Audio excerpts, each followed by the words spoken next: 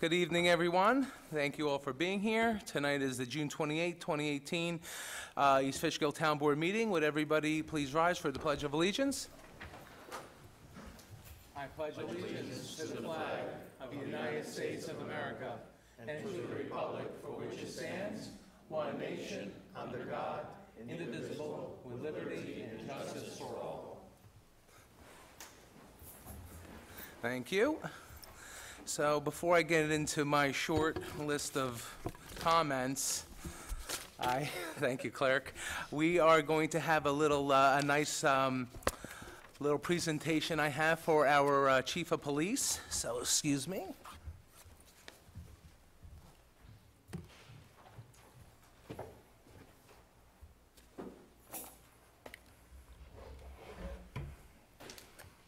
Our chief of police has recently retired, and on behalf of the town board in the town of East Fishkill, Chief,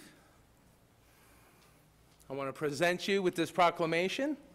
Whereas Kevin D. Keefe, Chief of the East Fishkill Police Department, officially retired on June 20th, 2018 after 34 years of outstanding and meritorious service to the residents of the town of East Fishkill. And Kevin started out serving his country in the U.S. Air Force from 1977 to 1981.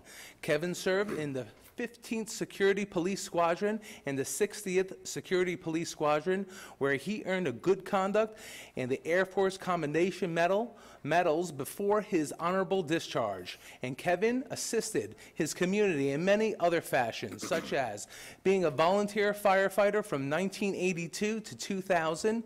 Kevin's sense of duty helped many fire companies as he held positions of firefighter, fire lieutenant, rescue squad member, emergency services lieutenant and captain, assistant chief, deputy chief of the department, and department president. And Kevin has also volunteered on the Council on Addiction Prevention Education of Dutchess County, which is CAPE, the board of directors since 2010. And Kevin Keefe's career with the East Fishkill Police Department began on May 10, 1984, where he took the oath as patrol officer until his promotion to sergeant in 1989. And in 1995, Kevin attended and graduated from the 181st session of the FBI National Academy in Quantico, Virginia. And Kevin was promoted to East Fishkill Police Lieutenant in 2010 and went on to become Chief of Police on August 27, 2015. Now, therefore, be it resolved that I, Nicholas D'Alessandro, Supervisor of the great town of East Fishkill, do hereby proclaim Thursday, June 28, 2018 as Chief Kevin Keefe Day in the town of East Fishkill, in recognition of Kevin's exceptional service, distinguished career, and commitment to public safety and protection and service to the residents, families, businesses of the town of East Fishkill as a member of the East Fishkill Police Department. Congratulations to you.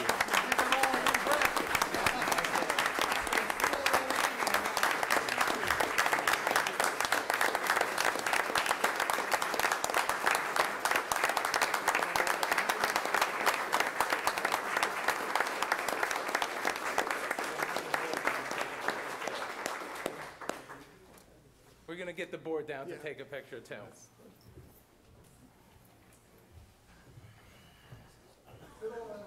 We fit it all on there, Chief.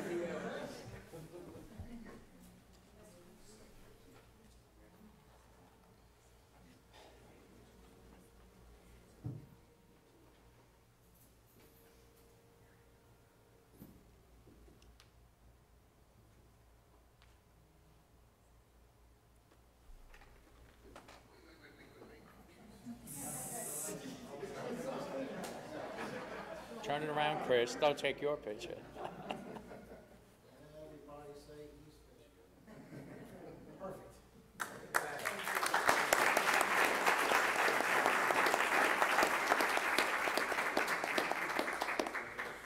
Chief, and you could say some words at the end if you like. I know there's a lot of people here that would like to make some comments, and I'd just like to say I personally thank you, Chief, for all your years, and especially the years that this year that I've been the supervisor, and I appreciate all you've done for me. Thank you, Chief.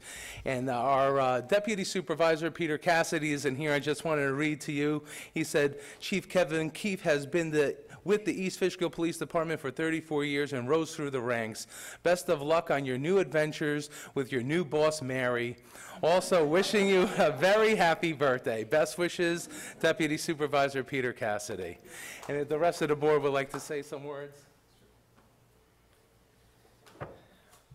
Well, Chief, I want to thank you very much. I'm honored. I was honored to be part of the board when we promoted you to chief. You have served our community and the people of the town of East Fishkill with honor. I think you leave behind a great department, and your leadership will continue on because you have instilled in these men courage, and I have been involved with them for a short while, and I know that they have looked up to you, to your leadership. Thank you very much for serving us, and God bless you, and great retirement.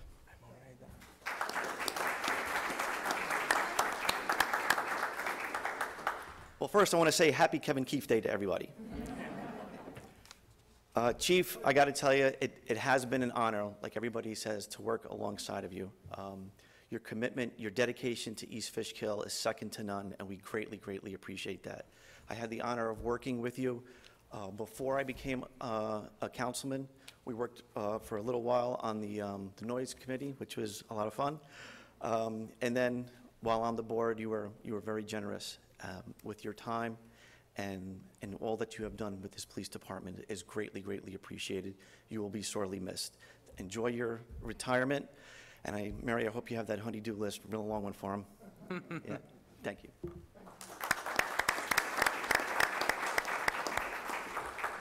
Chief, I've had the honor of working with you in many different capacities, so this is a very special moment. I get to send you off with well wishes. Thank you for your over 34 years of service to the town on behalf of the town, and East Fishkill was very lucky to have you for that time. I wish you well during your retirement, and enjoy it. Take care.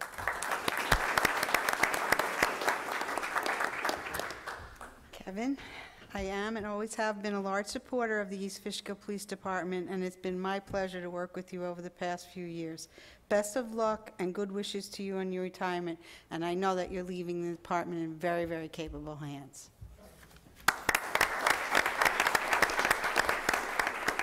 Anybody else like to speak, please come up.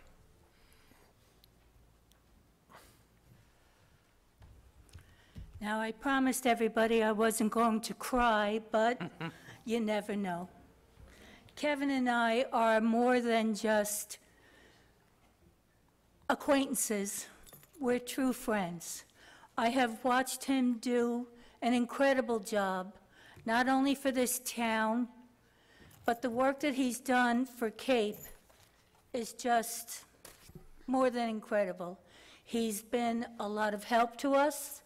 I know that Lieutenant Orsino will be the same way, and his department is just, we've got one of the best. You know that, right?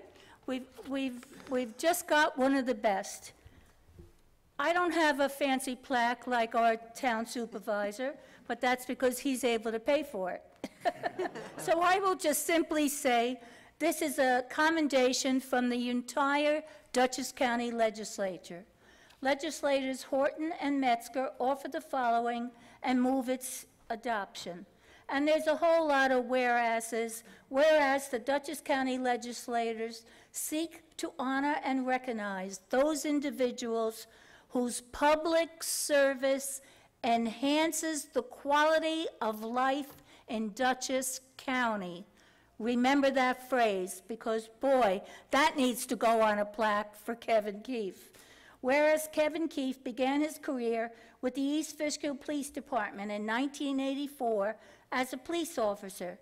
He was then promoted to sergeant in 1989, and to lieutenant, yeah, it felt like 1889, right? And to lieutenant in 2010. A lieutenant, he joined the Southern Dutchess Community Coalition, a program of CAPE, and his work with us at CAPE has been, I don't even know what to say. That's where the tears are going to come in. Kevin will be retiring June 20th, 2018 from the police department after serving 34 years. And whereas Kevin Keefe has served the residents of Dutchess County in many other civic endeavors, now therefore be it resolved that the Dutchess County Legislature, on behalf of all the people of Dutchess County, does hereby commend and congratulate Kevin Keefe on his years of service and dedication to East Fishkill and Dutchess County on this occasion of his retirement.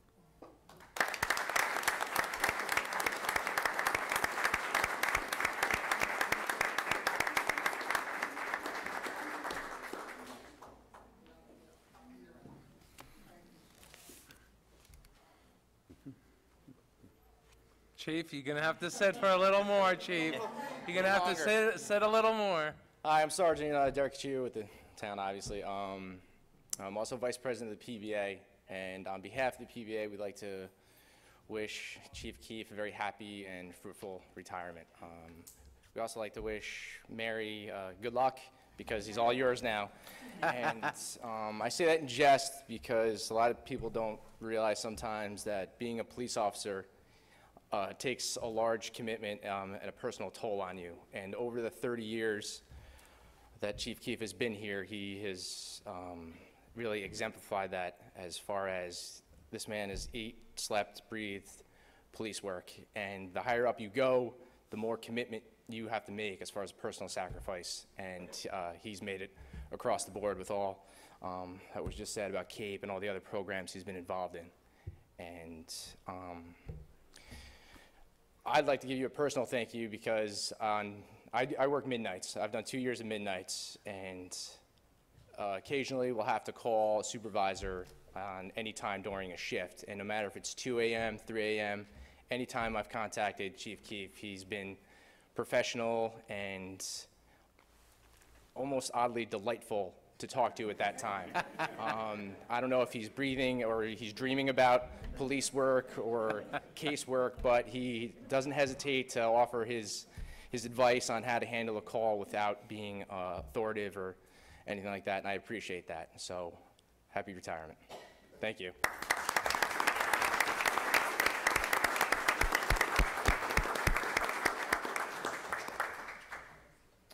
There'll be more too, Chief. There'll be more. Kevin, on behalf of everyone who's been part of East Fishkill Recreation these past 30-plus years, I've been here with you all these years, we'd like to thank you for your continuous cooperation, assistance, and friendliness during good and bad times. Recreation and the police have had a great working relationship throughout the years because of individuals like yourself.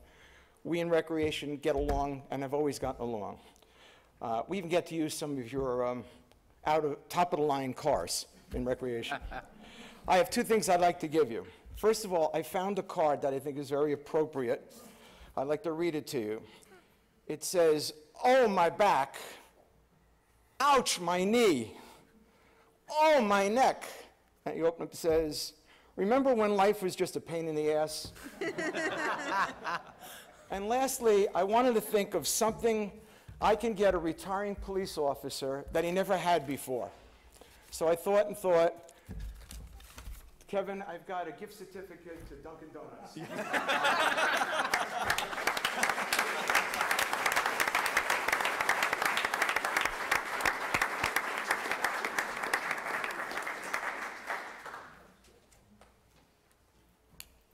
Hi, I'm Janet McHugh, co-director of Recreation with Bill Green. It's hard to follow Bill after that, up to a microphone. I'm also a town resident. And I've not only worked with Kevin in Recreation, as Bill said, very closely, but I was also a member of the CAPE Coalition with Kevin. And it was my honor to work in CAPE with him and see all that he does for our community. And what people may not realize is that Kevin did that not only as part of his job, but he spent many hours of his own personal time with CAPE and the Council for Addiction Prevention and Education, nights and weekends of his own time. He was instrumental in starting a program called Teen Intervene, and that's to assist teens in our community who are fighting addiction, alcohol and drug addiction, and that is being used as a model in other towns. And I'm very proud to have worked next to you, Kevin, and everything that you've done for the community, and you are going to be missed. Thank you.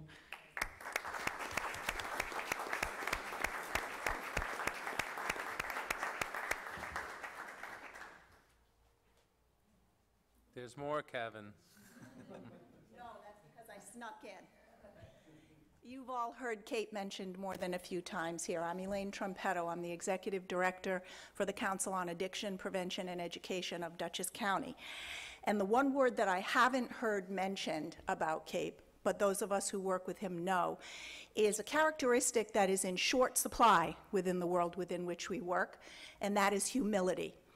Kevin does not wear his ego on his sleeve. He comes in and helps folks wherever help is needed, and he does it quietly, something that the drama in our world actually doesn't recognize much of these days. So I am here on behalf of our boards, the CAPE board and also the Prevention Foundation, which is a subsidiary of CAPE. You heard Marge and Janet talk about his work on the Southern Dutchess Community Coalition. You heard the Teen Intervene. All of these efforts were actually extra on Kevin's part. And very often, poor Mary got dragged along in the interim. That being said, I was able to secure a promise from him after much arm twisting that since he's going to be spending too much time at Dunkin' Donuts, we have plenty for him to do at CAPE, and we are very, very, very grateful for the work that you have done and the support that you have given Mary. Thank you.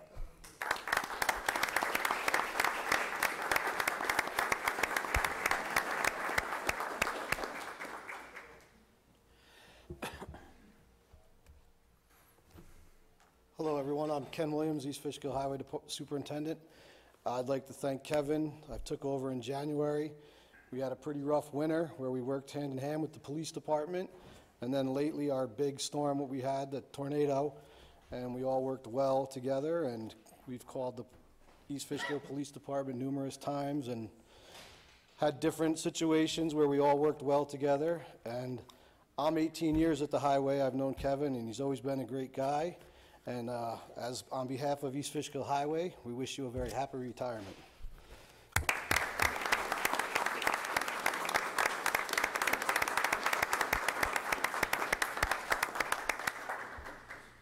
Okay, anybody else? No, one more.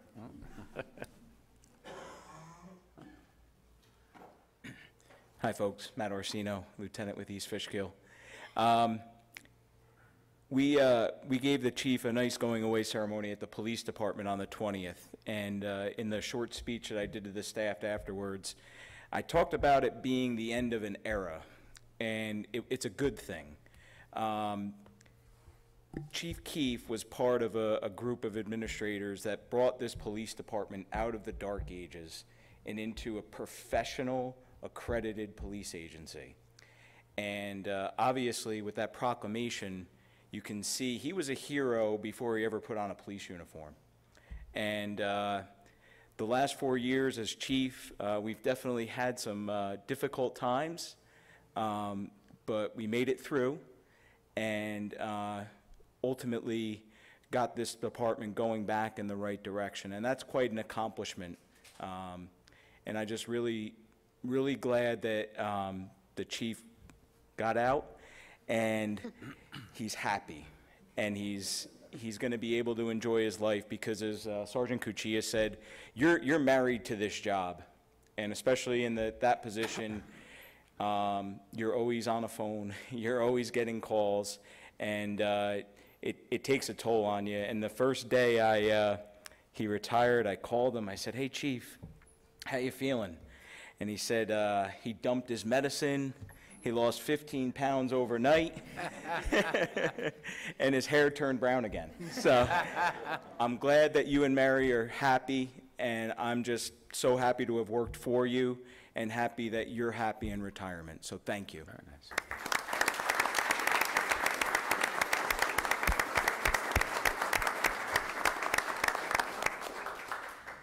Chief, you want to say a few words? Well, let me turn this so I can see everybody. Well, thank you, everyone, for your kind words and your accolades. I really was expecting this to be like a quick proclamation and get out of here. But no, I really appreciate it, and I just want to thank a lot of people. I want to thank, well, we've got past and present town board members who I've had a great opportunity to work for over the years. There's been a lot of great support for the police department by the boards and indirectly for me, and as I've come up, there's been a lot of support there. I'd like to thank our county legislators, especially Marge. Marge has been just a great person great shoulder to cry on when I'm I'm trying to figure things out, and especially when I work at Cape, we have a lot of discussions back and forth about what we can do at Cape for the community. And I got to mention Sue Serino's office. Sue Serino's been very good to me over the years. She's been good to the police department. She's been good to me personally, and I do want to mention her that she's been very good in the latter half of my career. And then, of course, there's all the men and women of the police department. I couldn't ask for a finer staff of people to work with, and I don't consider that they work for me, they work with me, and that's how I like to think of it. And it's a great team. I think East Fishkill is very fortunate to have these dedicated people. They're just second to none. They're the greatest. And all I can really say is that I want to leave this building after 34 years with the same pride and enthusiasm that I had when I walked in here in 1984. So with that, I'll take my leave and thank you all for a great career.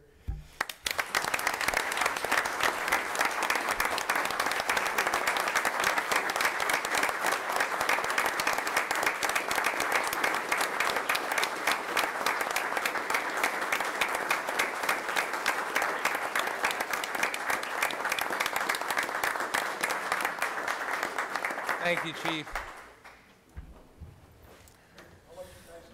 Thank you, Chief. I gave Bobby Grasso, Chief, I gave Bobby Grasso your personal cell because in case you want to talk to him.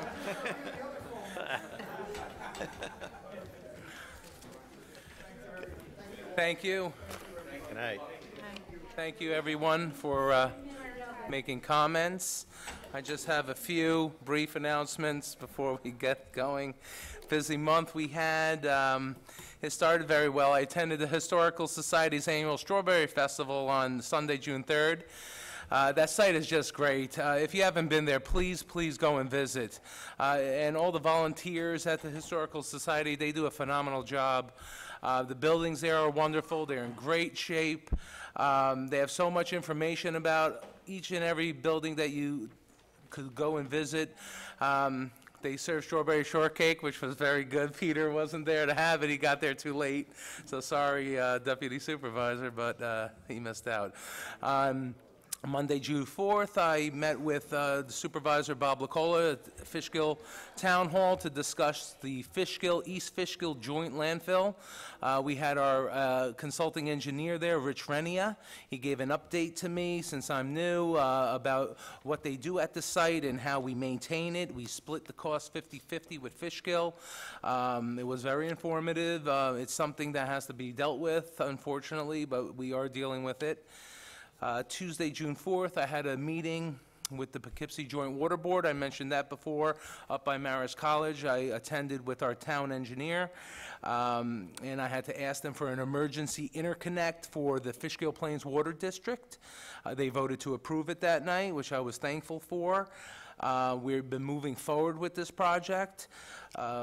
They've sent us a contract, which I'm about to sign. It was 31 pages for an emergency interconnect, and, you know, for a 90-day emergency connection is all we need.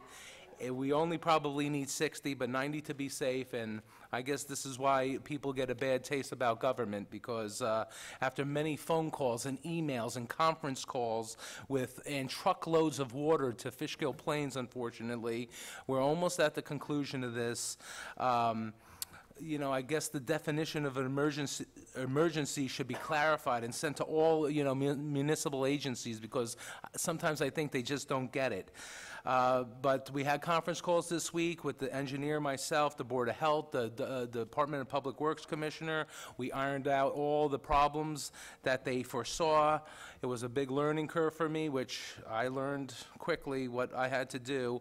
You know, for me, in a private business, coming from a private business, there's a problem, I fix it right away. You do what you have to do. Unfortunately, with government, there's a lot of rules and regulations that you do before the Board of Health will allow you, and unfortunately, sometimes the people don't get service as quickly as they should. But a big thank you to my town engineer, and thank you to Ron Hicks at Marcus Molinaro's office. They helped out tremendously, and hopefully, we're hoping that the hookup will be tomorrow or Saturday. We'll be sending out notices to everybody in that district to let them know. Also that evening, I attended the Dutchess County Mayors and Supervisors meeting up in Dover. I brought up to the group about a mutual aid agreement. I discussed this sometime in the past. Sometimes I discuss how I think that we should have an agreement with all the neighboring municipalities that in a time of need, as long as it doesn't interrupt our own restoration efforts, that all the towns and cities of Dutchess County should enter into agreement to send staff or equipment or both, or whatever we could do without any cost to the other municipality. It was well received. One town supervisor was looking in to see if they had some similar type of agreement before, and I'll keep everybody posted about that. I didn't bore them with the sales tax issue this time, but I'll be doing that again. On Thursday, June 7th, Councilman Marinaro and I conducted interviews at the police department for upcoming promotions. It was an all-day event there. It was from 8 a.m. to 3 p.m. They did get us out of there an hour early. I got to thank them for that. They did feed us to lunch, which was good too. We're blessed in East Fishkill. We have a great group of candidates to be promoted, and these appointments will happen next month. On Sunday, June 10th, I attended a Flag Day ceremony at the Elks Lodge in Wappingers. It was a really nice ceremony, beautiful. I gave a speech on behalf of the residents of East Fishkill. I was joined by our own Judge Romig, and our Councilman Beepan was in attendance, and that was a busy week. On Monday, June 11th, I met with our town assessor and a few other residents to talk about the assessment roll, how the assessment roll is compiled, and how we reach the numbers, and some people need a little clarification. And our assessor was very quick to answer all the questions that the residents had, so thank you to her and her staff. They all work very hard in that office, and also the tax receiver's office. I met with and her staff. They just finished up May 31st was the last day to pay your county and town taxes here. They did a great job, so thank you to them. On Thursday the 14th, I attended East Fishkill Rotary. They invited me to speak for students who were receiving scholarships, Rotary scholarships for college. The very impressive young men and women. They're very happy. They're very deserving of those scholarships. It's nice to see in this day and age that these students work so hard to get what they want, and they're going to be very successful. Councilman or Deputy Supervisor Cassidy stopped by. He was late though, but he wanted to make sure he got something to eat. The town engineer, and I met with the town engineer and the highway superintendent, Ken Williams. We discussed ongoing talks about road improvements and ways we are going to be tackling that this year. They continue, our highway continues to work on storm-related damage and road repairs as well. We discussed how to stretch the budget as much as possible, and the engineer gave us some good ideas on what to do and to get the most out of our dollars. And we'll be doing major road repairs and with paving and not paving full complete roads. I think we have to do major repairs first. Doing stretches of roads, maybe we could get, instead of paving 3 or 4 roads, we could get to repair 20 roads. So, you know, we could get more bang for our buck that way. So thank you to the highway and our highway superintendent. Monday, the 18th, Councilman Franco and I met with our Recreation Master Plan Committee. They had some questions, and I hope I provided answers for them. A really nice group, good group of volunteers. I thank them all for volunteering their time. We discussed future development. There's some projects in town that are going to be coming to fruition, and if they do, we'll have some dollars in the rec fund to spend.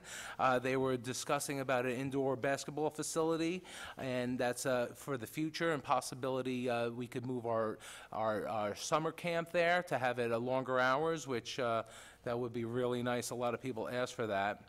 So thank you to all of them. On Wednesday, the 20th, Councilman Marinaro and I met with our new Business and Economic Revitalization Advisory Committee. Yeah, that's the name. I invited them here. We had a little meet and greet right here in this room. It was really nice. We had a great exchange of ideas. Blessed to have such good volunteers that want to work with this town and help us and grow the town in a smart way. We discussed some zoning changes that our town board will be having a public hearing in August for, and they were very happy to hear about that. I'm going to have a meeting with them the end of July or the beginning of August. I'm not sure when yet, and I'm going to have some speakers come to speak to our committee.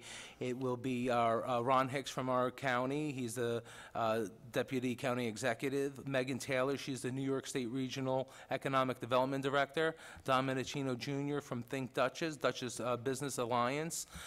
They're going to come and give our committee a brief overview of what they do, so we don't have to overlap our services of what we are going to do for the community.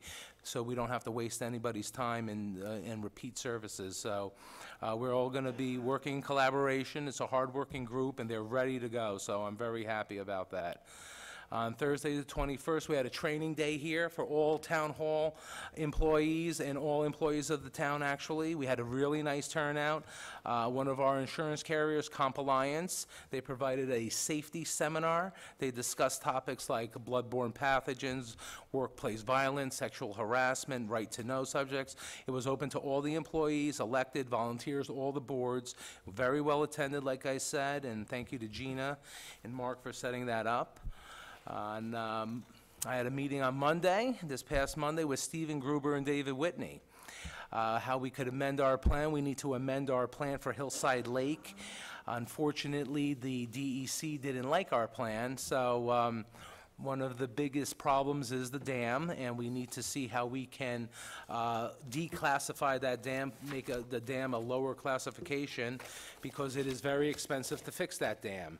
So I would rather spend the money in rehabilitating the lake instead of wasting those dollars there. So we had a good meeting.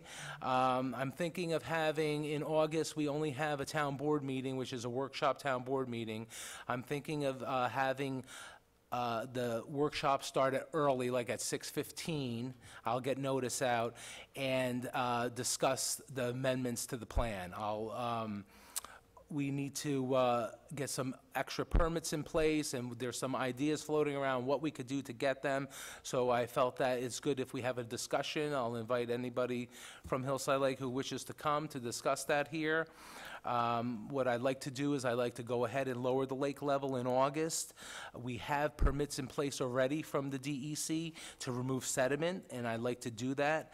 And while the lake is drained somewhat, we can perform other tests that the DEC wants to see. We could do a flyover topography of the lake, and this will give us tools, more information on how to make the amendment to the plan. So I'll let everybody know as soon as I decide to get that meeting together. But that's about it. That's all I have. So with that, Madam Clerk, you want to call the roll? Councilperson Cassidy is absent. Councilperson Marinaro. Present. Councilperson Franco. Present. Councilperson Beepin. Present. Supervisor D'Alessandro. Present. Thank you. And we all received the May 31st, 2018 minutes. Yes. Any additions, subtractions, edits? No? Okay. Do I have a motion to approve the May 31st, 2018 minutes? So moved. Do I have a second? Second. All in favor, say aye. Aye. Aye. Opposed? Motion carried. Thank you. I do have a addition to the agenda tonight. It is funding for the Red Wing Park paving from rec development budget. We'll do that last, and all the council persons have it. I made extra copies at the desk there for anybody who needed it. Now, instead of doing courtesy of the floor first, I want to do the public hearings first, because then maybe some people are going to come up for courtesy of the floor to discuss what's on the public hearing. So we're going to start with the public hearing on the Hillside Lake Watershed Septic Law. Do I have a motion to open the public hearing? So moved. Do I have a second? Second. All in favor, say aye. Aye. Aye, opposed? The public hearing is now opened. Anybody have any questions? May I have a suggestion? I mean, some of the requirements, additional requirements that DEC is asking, do you mind sharing some of that with the board? I mean, it would be, I would like to take a look at it also, so that we all know What for? the additional requirements that for the Hillside Lake. For the septic Hillside law? Lake project. Wait, the septic law? Or No, the- no, not the septic. Oh, yeah, okay, well, right now, we're on the public hearing. But before, we'll be discussing that well in Okay. advance. Any board, has the board reviewed the sewer law that has been distributed?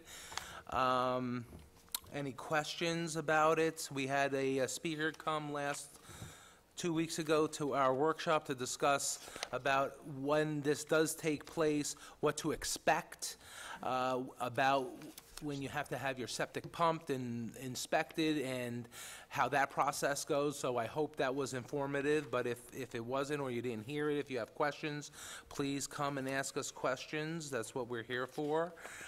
Basically, this is is similar to our law for the East of Hudson watershed, except we crafted it similar, but a few different changes for the Hillside Lake watershed. Attached to the bottom is a picture of the watershed boundary. Not all, there is additional homes that aren't in Hillside Lake, quote-unquote. Neighboring developments are also in the watershed because they create discharge into that lake. So was there any questions? The board members had any questions for our engineer or attorney or any of us about this? I have one. Yeah? So under specific requirements, this is for the attorney, section B subsection 2, where it starts towards the end, it starts with however, for the purpose of conferring jurisdiction upon the courts. Can you clarify that section, and also how does the enforcement for the misdemeanor versus violations, can you clarify that end section? Do you know what I'm talking about? Which section? Just- Section B, under penalties, and then Oh, subsection 2. penalties. Oh, Yeah. sorry, I didn't hear the section number. Well, what happens is, I'll use the East of Hudson as an example. Right. So under the law, you have 2 years within which to have your first inspection done of your septic and/or pump out. Then once every 5 years thereafter, you have to do it. And you're required to file a certificate with the town indicating that you've complied. Most times, the septic haulers will perform this service for you, and they will provide us with proof of that. Now, what happens is, if we don't receive those notices for a particular property, the town will send out last time we did a postcard to all the people in East of Hudson who had not, well, actually went to everybody as a reminder, but it was targeted towards those who had not done it. And then we'll go through a series of reminders and a little prodding before we get into any formal penalty phase. But this law does, as all town ordinances do, provide that if someone fails to do it, there can be a fine imposed after a proceeding in the Justice Court. Thank you. And so everyone's clear that The law we're proposing is to have your septic cleaned and visually inspected once every 5 years. You have to comply within 2 years of after we adopt the law. And if you have already cleaned out your septic system within 24 months previously, that will count also. Just provide documentation, and that should count, and you're good for the 5-year period. Anybody in the audience or anybody else wish to make some comments? Comments, questions?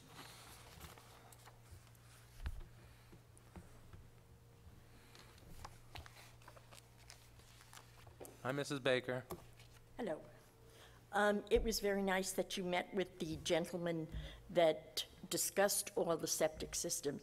We are the people who are going to be affected by this. It would have been nice if you could have invited us so that we could also know beforehand what is going to happen to us. Well, this is the public hearing here. This is where you get all the information you need. Well, Manny just asked you about what the DEC is asking for the refurbishing of the water. Mrs. Baker. That's going to affect- That's different than this. This is a public hearing for a proposed septic sewage disposal system law. Right. So. Can we get a bargain rate? Yes, but what the councilman was asking was not about that. He was asking about the plan to help what we're planning to do at Hillside Lake. Right, but that in turn is going to affect us. But that has nothing to do with this. I think it does. It's all the same water. No, it's not. What this is the town will own the lake as of June 30th. Right. To put some precautions in, the town is protecting itself by passing this law so that everybody can prevent and help maintain their septic systems. And if it is failing, we have luckily been granted a grant by Dutchess County to help you pay for if you need a new septic system. So this will also help aid in the continuation of that grant and hopefully the increased amount of money that they give towards that grant. But this does not have anything to do with the law that we are, with the plan that we have for Hillside Lake. Yes, the DEC likes to see that we're going to pass a law like this. So in the future, if we can, we try to get more grants for the water quality that we already have. They see that we have something in place like this. They know that the town is willing to work and do something to help maintain. So, but as far as this law, unless I'm incorrect. No, I think if you recall, when we had the presentation about the plan forward as to what will be done, one of the elements of it was that the town would adopt this septic inspection law. I believe what has been conveyed to everybody is after our major meeting with DEC, they didn't really, say throw the whole plan out, but it seems to be that they want us to process it and permit it and modify it in a way that hopefully will still achieve the ultimate goals. But that didn't take this part of the plan away. And I think the goal is if this law is in effect, as we continue to meet with DEC to work through the approval process to achieve what we all want to achieve through the plan, this is something in good faith that the supervisor can put on the table with DEC and say, look, we've done this. The residents are working in this process. Right. I think we need a lot more communication between the people in the community and the board and whoever else is involved. I mean, you're asking people, how much does it cost to have your septic pumped? Anybody know? Yeah, last, as the supervisor said at the workshop, there was one provider who gave a presentation to the board.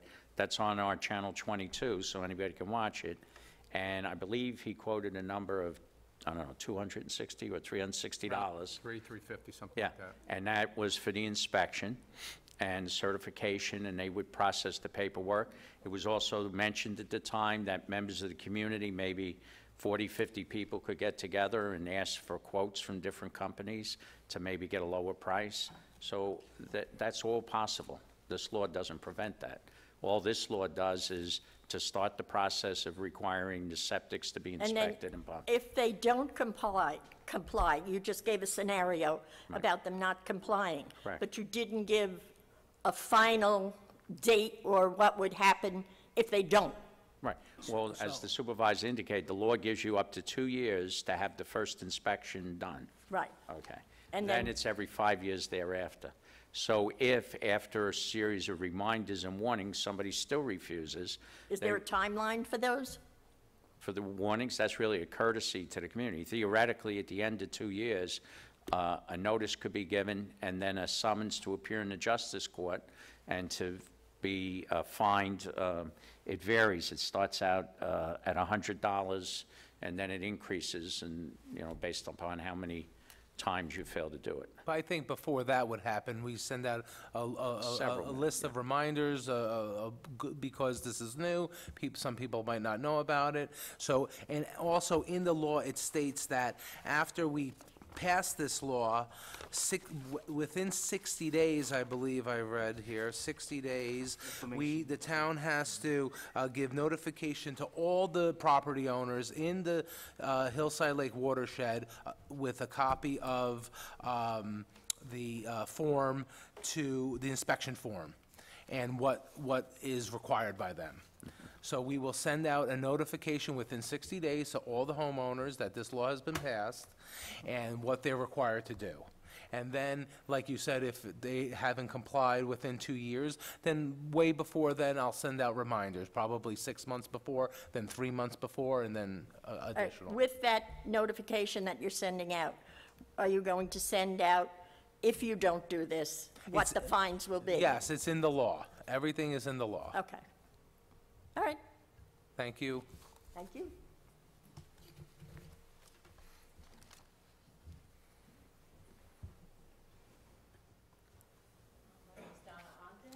Hi, Hillside Lake. how are you? I'm good. This is all new to me. I was not here for it. I don't know anything about the workshop. I just have some questions on this new sewer law. So how many areas in East Fishkill have this law in effect for their communities? We have currently in the east of Hudson, which is up in Stormville, and that is the only other besides this, And why is that? because they affect a certain watershed. So watershed as in like a lake? Or in the east of Hudson, it is the New York City DEP protected waters, right? Reservoirs, basically. Reservoir. So why aren't there's got to be more watersheds in East Fishkill, right? There are. So why don't they all But have this law? this is a step because this lake is suffering from issues, and this is a step to start to bring the watershed into a healthier, I don't know if I'm expressing it right, but to get everything healthier in the area. And this is based on all the testing and everything. Some of the elements in the lake signify that inspections would be helpful. Okay, so when they come and they inspect your septic, what does that involve? Are they going to dig up the ground? Are they going to make a mess out of your yard? What's Do you have involved a in that? septic system, right? Have Yes. you ever had it pumped? Yes, So usually what do? They go and dig the area where they would pump? right. That's what they will do. The same person that usually would pump your system in the past will come, pump it out. They do an inspection, a visual inspection. There's a form that they have, and they know about this. The whole county of Westchester also has this for every municipality in Westchester County.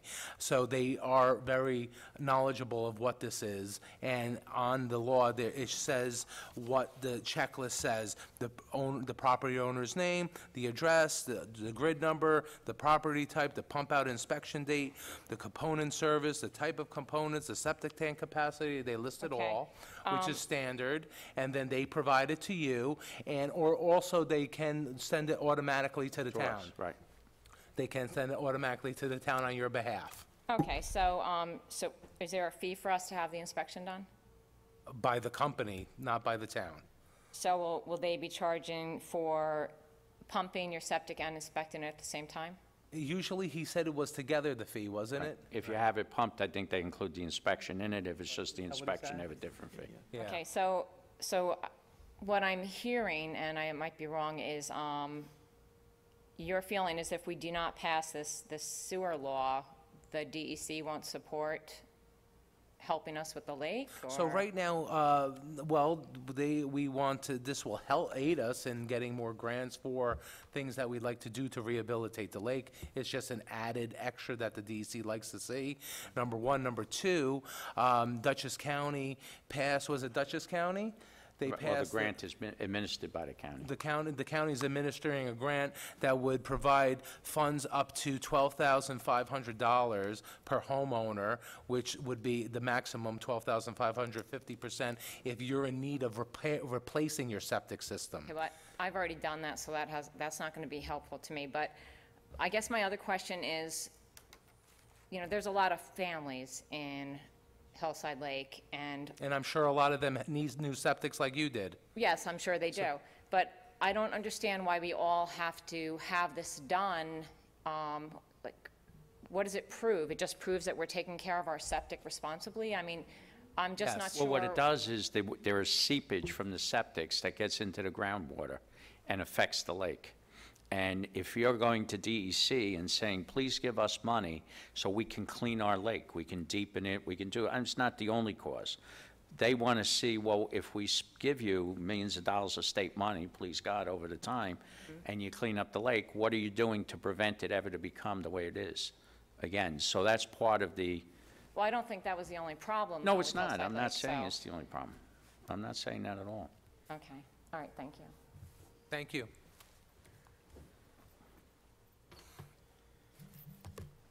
Hi, How are you? good, how are you? Good.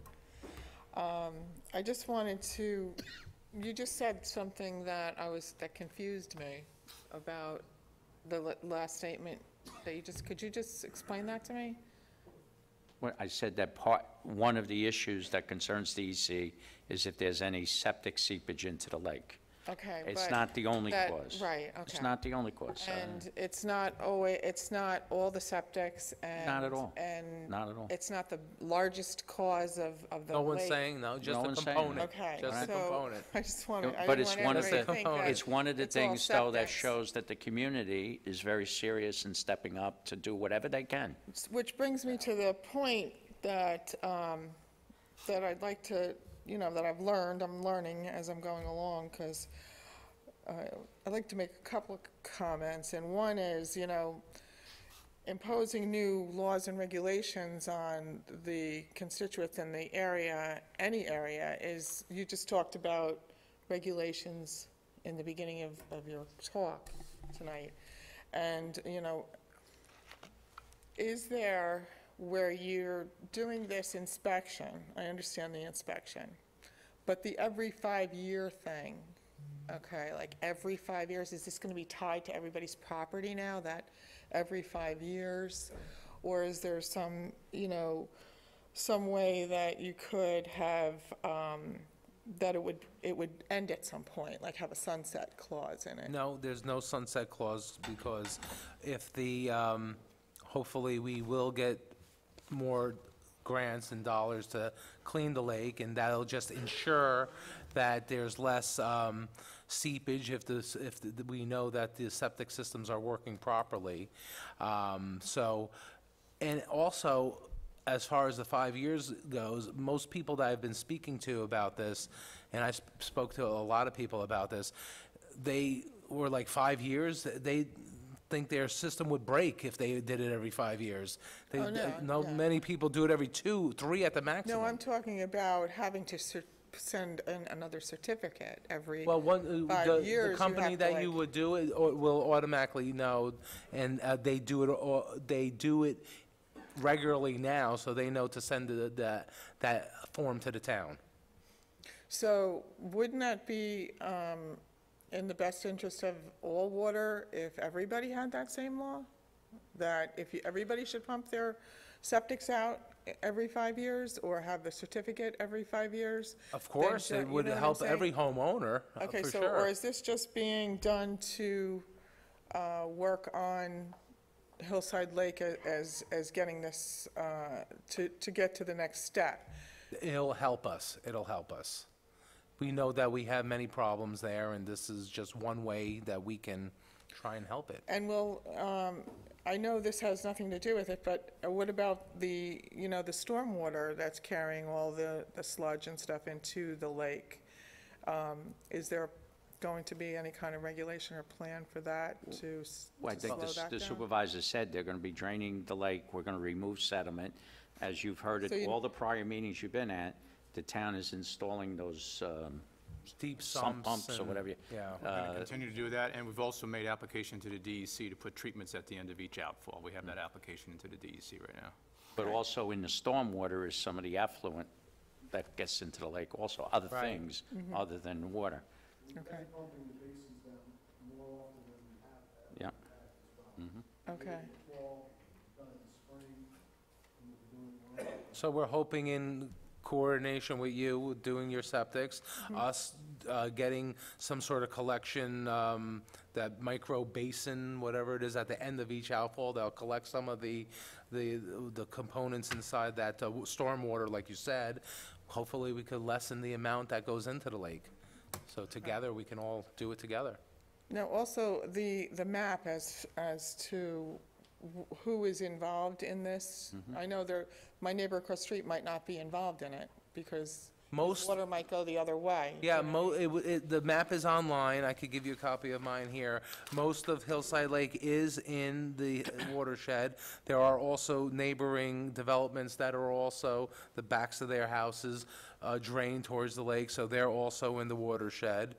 But this boundary, how did you come up with the Well, boundary, based on Scott? topography, but we also have a provision in here, if somebody feels that they're not in it, we'll meet with them, we can get maybe a little more information exactly where the septic is, so this is a broad stroke. So if people feel, hey, I'm pitching the other way, we'll come out and meet with you, and we can, get you out of the requirement if warranted. Yeah, if you think that your I'm house just isn't in. concerned with people, that When you get some your kind of mailing- law being when attached you- to a property You get that your mailing, is gonna. if for anyone who So- feels that, hey, I don't believe I am, then you'll contact us and we'll do a closer review.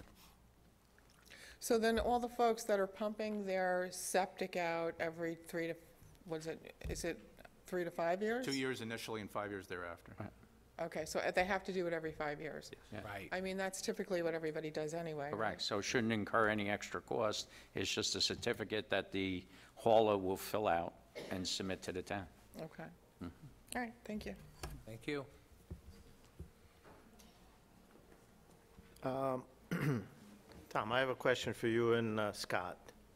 The law that we're proposing now, I know that I've been approached by a few citizens that live in the community. If a person is an elderly single person, and they do comply for the first time, but again, somebody that is a single person does not use as much water, would it be sensible to put something in there? Again, I think in my house, I do it every 3 years, but that's me.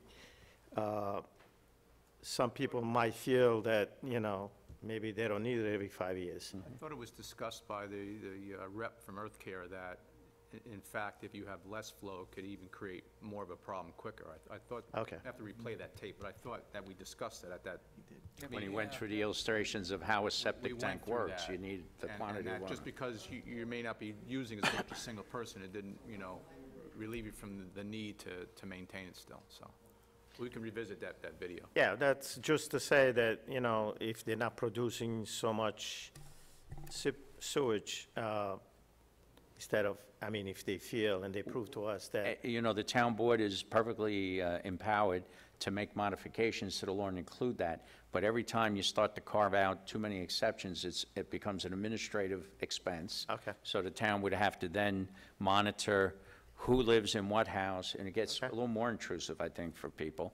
And I know, living in the other east of Hudson watershed as I am, I'm doing it, I always pump it, it doesn't cost me extra, but I'm mandated by law to do it for the New York City watershed so that they don't have to pay for a filtration plant of $1 billion in the city.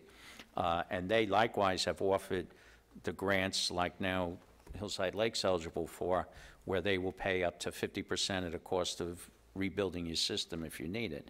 But I know many of my neighbors were concerned at the beginning when we had it, and unfortunately, it was the town board who had to impose it on the residents because of New York State has speedies permits, stormwater permits, and the town board must enforce it within the town, otherwise the town gets violated.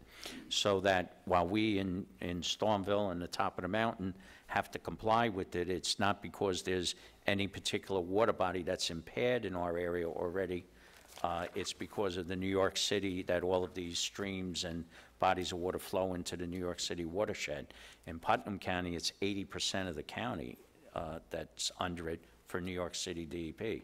So if there were other areas of the town that started to show signs of a water body getting contaminated or whatever, the town board may very well consider making them a watershed and adopting the septic law there. It's not singling out anybody. It's as the, quote, hotspots show up, this will take place. But we also have extended the public sewers in the town extensively. The town board's been very proactive in that, so that's diminishing a lot of issues that have existed. So it's a whole variety of things that are being done.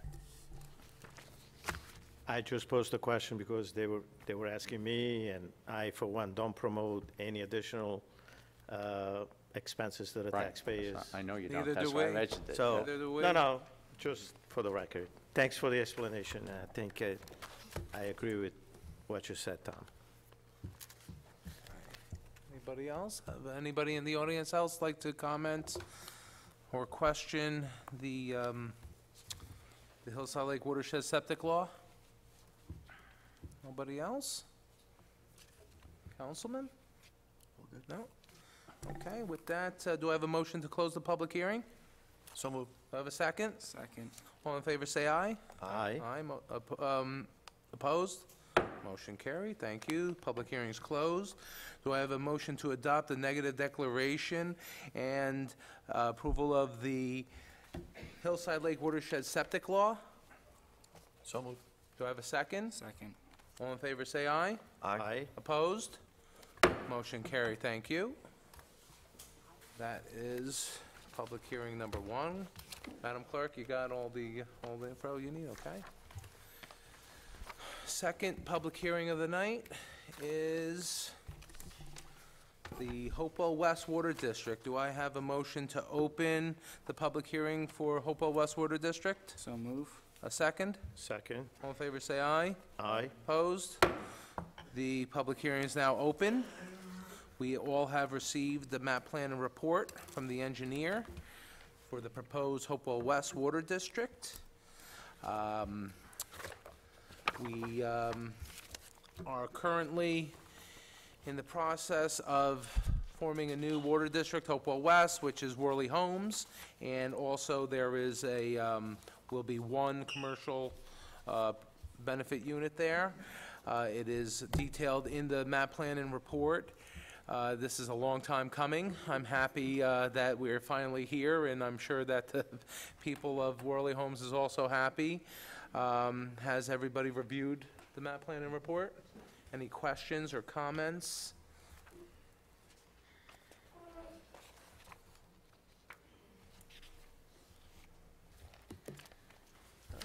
No questions, no comments?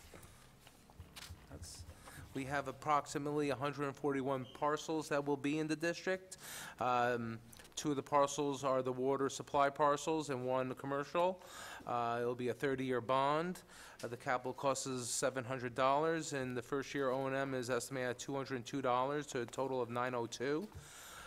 That puts us under the audit and control for the New York State Controller, which is great.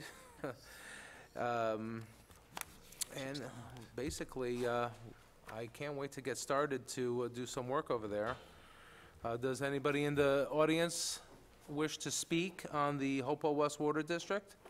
Just a comment I have, Yeah, as sure. far as Worley Homes, I think this is a long time coming. I am happy that the town is doing something about this. I think it's well needed, and they're going to be well served from now on. So that's my comment I have. Thank you, Hi, Councilman. I'm questioning the cost of this, it's approximately $2.3 million for thereabouts, and I'm looking at a construction cost comparison for connection routes. There's an option 1, 2, and 3. Okay?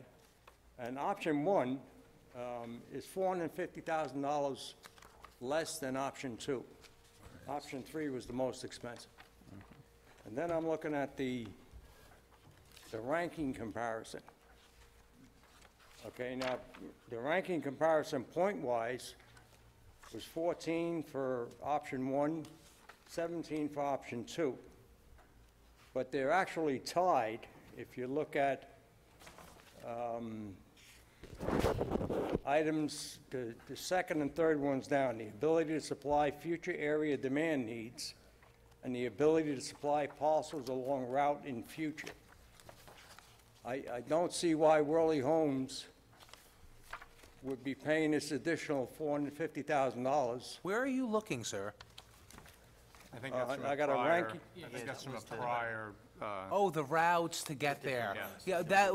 Yeah, we already chose that route. We chose the latter route because it benefited the most people. And we could add on more users then. Right, but But in it seems addition- Worley Homes is but if I- paying for it. But if I may, you're not, no. You're still only paying what you would have paid in that less expensive route. And that it's going to be other users that are going to pay the difference. So you're not going to, you're kind of capped at what you would have paid had you gone that less expensive route. We took that in consideration. You're not going to pay a penny more because of this alternate route. But for us to spend X number of Where's dollars the other $450,000 coming from? from other users, From other users? outside this. That new line is district. going to improve water sources for other existing Okay, districts. because I haven't seen any cost Oh, well, this other is- than Worley Homes. Right, and that's what Worley Homes is going to pay. The other costs are part of the We can try to make that a little clearer for you in some kind of document, but the that's definitely the Hopewell case. Water Improvement Area, which owns the well system across the street, tanks, and the pipeline, which is going to become an alternate source of water for several water districts. Okay. Including Worley. But Worley Homes is only paying the share, as the That they engineer would have explained. paid in that option 1, right. So there is a sheet someplace that details the whole cost? Yes. Yes. And what's being allocated Yes. to whoever benefits? Yes. Can we get a copy of that? Sure. Yeah. Online? Yes. Yes. I'll make sure to put it online, and if you need a hard copy, I'll have them provided in my office. I can, as long as it's online, I can get it. Okay. Okay, thank you.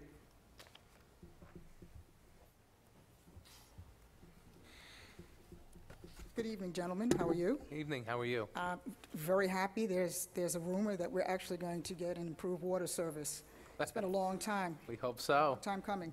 Right now, my questions are probably going to be more focused on the making sure that we can find that and go for that specific grant to reduce our costs. We have applied and put in for the Worley Homes, and we will continue to put for the Hopewell West Water District. Every grant that came across my desks this year, I instructed that we could apply for Worley Homes. I instructed our town planner did apply for. Okay, no, that's excellent. I'm just going to revive that dead horse one last time. Well, no, you don't have to, because every year we'll do the same. Okay. Every year we will do the same. Well, I was looking at the timelines for the WEA grant, the time for that to apply for this year is, I think it ends in September of 2018 for WEA. Does anybody? I don't know the grants. I actually. June, I'm not, in my mind, not sure which one. was Our that. planner would definitely know, and I'll She make would know. sure. Yeah. I ask her, but I know for sure I told her, whatever comes across that you could apply for Worley Homes, make sure you do. Well, that one's a little She's tricky. very diligent. I'm really happy that we have a specific grants writer. It's not a grant writer, she's a planner, but Oh, she's a planner she with knows grants writing yes. background. She knows how to apply for them, and she knows the ins and outs, so Okay, yes. that's excellent. And again, the reason that I keep saying that one specifically is because but the response in researching that is that is something that we not only appear eligible, again, based on the efforts of the town to make sure that Worley fit the criteria and that our score was higher.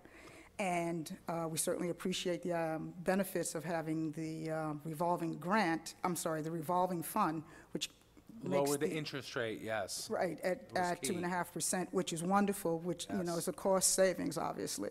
But, I'll make sure the engineer talks with our planner tomorrow you know, about. relative to Yes. the WIA grant, there's the potential for a 60% reduction, possibly. And you can see that's quite a significant savings. And given that, you know, there are families in Worldly Homes where it wouldn't be, you know, cost prohibitive or Absolutely. costly, you know, in a way that they have to choose between maybe medications or school lunches, et cetera, that kind of savings is significant, you know. Particularly since many of the families have been trying to remedy the situation with the water for many years, and we've spent a ton of dollars out of pocket, okay? So, again, you know, reassured me, and it'll be there until we get a word that perhaps we've met the criteria and we know we're eligible, and perhaps we'll get funded for that. All right, and my question now is for Scott in terms of the timeline. Do you think that they will be able to, you know, is that timeline a solid timeline, or in terms of beginning construction, or where are we in terms of I think we're probably looking at about a year out. about a year out before we get started?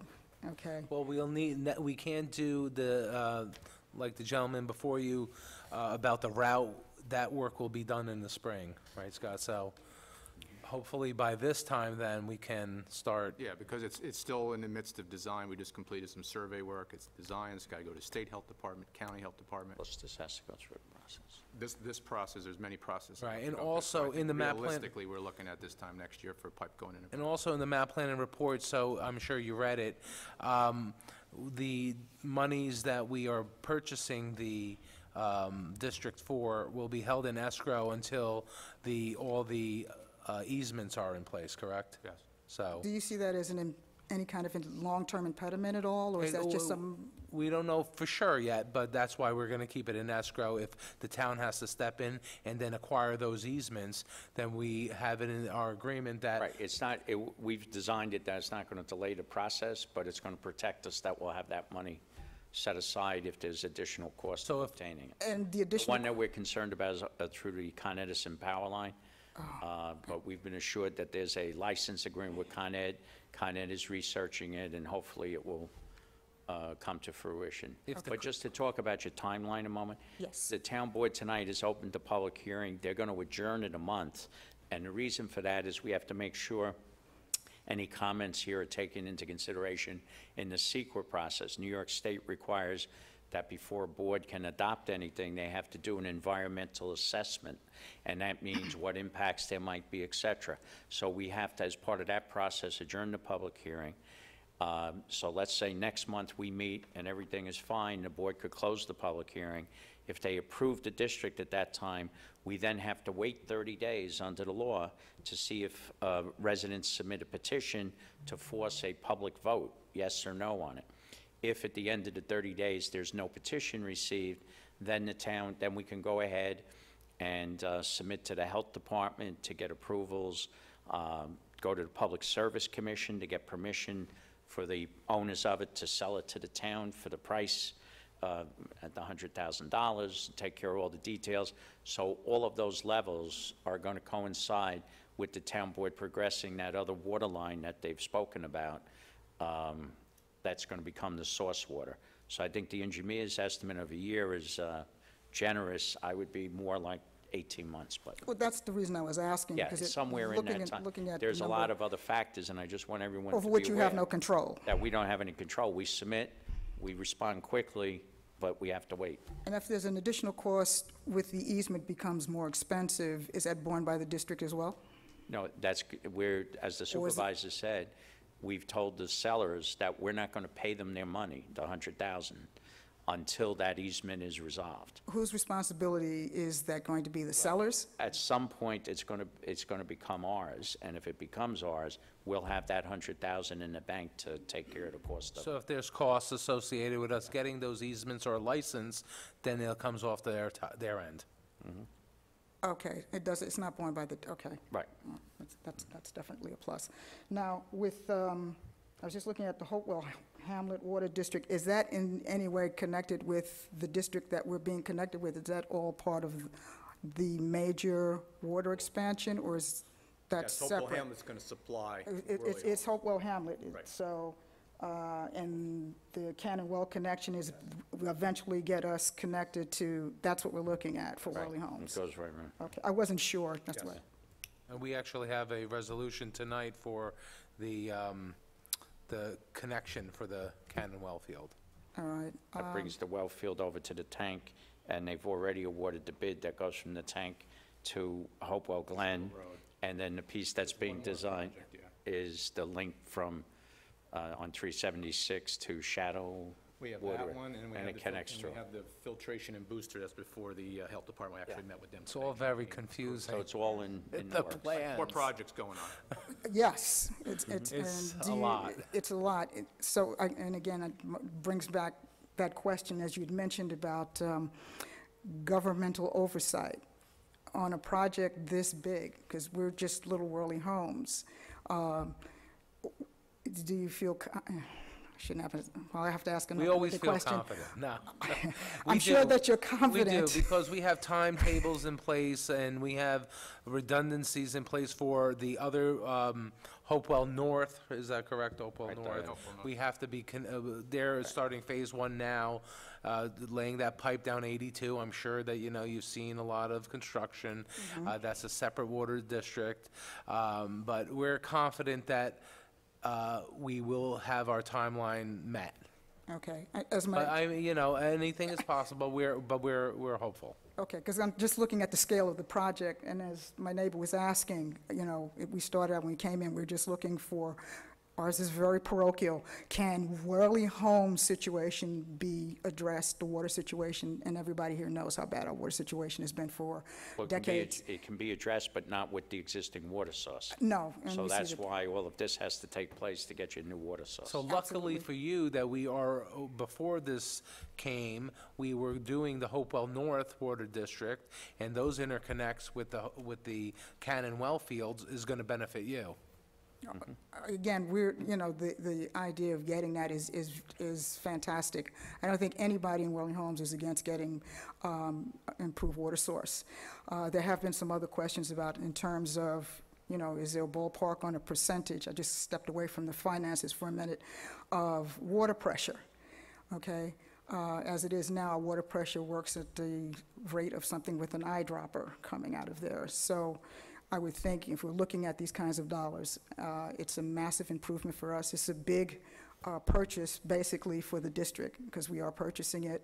And, one of the things that's asked frequently is the water pressure. How much, and can there be a ballpark or an estimate of the water Well, the pressure health improvement? department won't approve it unless we're maintained at 35 pounds. So that's going to So be basically your minimum, 35. Minimum of 35 pounds. Now, there may be some pipes in the ground that we're not familiar with on dead ends, 2-inch lines that, we won't know until we get there whether what kind of impact that might have. But as far as the health department's concerned, 35 pounds would be the minimum. 35 pounds. Okay, I just want to see if there was any other questions. I think we've answered all of that. Well, thank you, gentlemen. If I Thank think of you. anything else, I'll get up again. Thank you. Anybody else wish to comment? Question? How are you? Good, how are you doing? Good. As a resident there for 18 years, my concern is, again, with this cost increase. I've seen our water bills go from roughly $40-ish a quarter to now $100 a quarter to approximately $900, I believe, a year. 902. 902 a year. It's a significant increase, and with the understand I'm completely for this project. I think it's a great improvement to the neighborhood. I do appreciate the town taking it on. The concern becomes in the cost. It's almost doubling what we're paying and what the actual improvement there is. And having read the report, the one thing that does concern me is the implementation of water meters. I believe there's a window in there where we have to allow the provider to come in within a year or something to connect to the system and install water meters. Is that correct? That's correct. Right, and one of the provisions is a functioning shutoff. Now, I bought the house 18 years ago. It's been in place, I believe, since 1954. If that shutoff is not functioning, whose responsibility is it to repair that? That shutoff will get replaced. Talking about the shutoff on the street? Yeah, my curb Yeah. connect, essentially. That'll get replaced. Out of At my whose pocket or expense? out of the Is there a project? funds for this? Out of Because the the report reads that the homeowner needs to The provide. street, access. the Out of the street project. valve is out of the project. Out of the Okay. project, yeah. No, it wasn't clear in the report from there. And then, as we all know, one of the big problems in our development is particulate in the pipes, right? They're full up essentially to that flush level. Is there a provision somewhere or a timeline where once you turn on this higher pressure, you're just simply not pushing all of that into my water system? Well, we're going to go into a flushing program, okay? An extensive flushing program, and we'll try to flush as much of it as we can out of the system. Now, understood, but in the past 18 years of water reports, one of the constant critiques coming back has been insufficient flush points. I think we have maybe 3 or 4 hydrants in the Oh, neighborhood. we're going to increase hydrants for sure, absolutely. Okay. When will we be given the opportunity to review this plan? I might be the only professional engineer living in the neighborhood, I don't know. I know I certainly am extremely interested in what you're When doing. you say plan, you talking about the map plan report or the actual plan? The actual plan, where are you going to be putting these hydrants? What is Well, the that'll come provided after water pressure? That'll come only after we've created the district, and we'll continue to expend the dollars to create that plan. So we typically don't have any kind of formal hearing on those plans. They go to the health department But they are reviews it based- available for. But they Yeah, are if you available. want any Town. plans, Yeah. No, understood. And again, I apologize, I've been away for a while to review some of this stuff. The concern becomes, when are you going to start doing these things, and what is the timeline for that implementation? And what of these issues that, we live with on a daily basis that may not show up in a report or at a town hearing or whatever, how are those things going to be addressed? That's really my concern. Again, I'm not against the project, I'm certainly for it. I just want to make sure that, again, seeing yet another bill increase, I'm getting some value out of this. understood. Yeah. Well, Or I know what I'm getting out of Well, I this. think one thing you said, the system was built in the 50s or 60s, take, right? yeah. So when we take it over as a public district and submit the plans, we have to meet the current criteria. So back then, you didn't need, the health department didn't care how many fire hydrants you had or whatever. Now, that is an issue, and, That'll come under their Yeah. review. Now, we're not replacing all the pipe in Worley Homes. No, understood. Yeah. But under their review, I can anticipate already, they're going to say, okay, you may have to go in and cut some hydrants, even in the areas that we're not replacing the pipe in order to flush. So that'll be all shaken out during the Board of Health's exhaustive review process, which I know is going to be. and over a period of time, these plans are available here in the town hall. So if you want to come in and take a look at them, get a copy, that's all public information once it's, ready. But I would anticipate we're probably 6 months out for those plans, so. Yeah. Okay, so we won't really have even a framework of what the activities are prior to closing the public hearing? No. Well, the activity is going to replace 3,600 feet of pipe. That's in the map plan report. But the specific detail is not part of the public hearing process. And then, on a related note, I know that you had mentioned roads earlier elsewhere in the town. The roads in the neighborhood are pretty lousy. I know the highway department's done a job recently where they've, skin coated some of the roads, and that certainly improved some of that. Where does road repair replacement factor into this project as you're tearing up these roads to repair, replace these pipes? We haven't discussed that yet with the highway superintendent, but we will have to formulate some sort of plan with the road improvements once we know where we'll be cutting and needing to fix, and, right now, we're in road repair mode instead of full paving, so, because we have so many miles of road that are degraded. So, once we get to that point, then I'll have a meeting with the highway sup to give a full detail of what we have to do there. All right, and as you move forward on that, again, over the years, I've watched the main road in front of my house get built and paved up to where it's now higher than my garage. So all of the water, I'm now looking at replacing my driveway and putting a drainage system in front of my garage to deal with poor drainage. Even though we have massive catch basins and piping, it just doesn't seem to do anything. Well, I think once we get the highway sup out there to take a look at drainage, when we do the major repairs, that's when he'll address drainage. Do you have a copy of the report? I do not, I just got back in Why don't you town. take mine, because I have multiple. Thank you.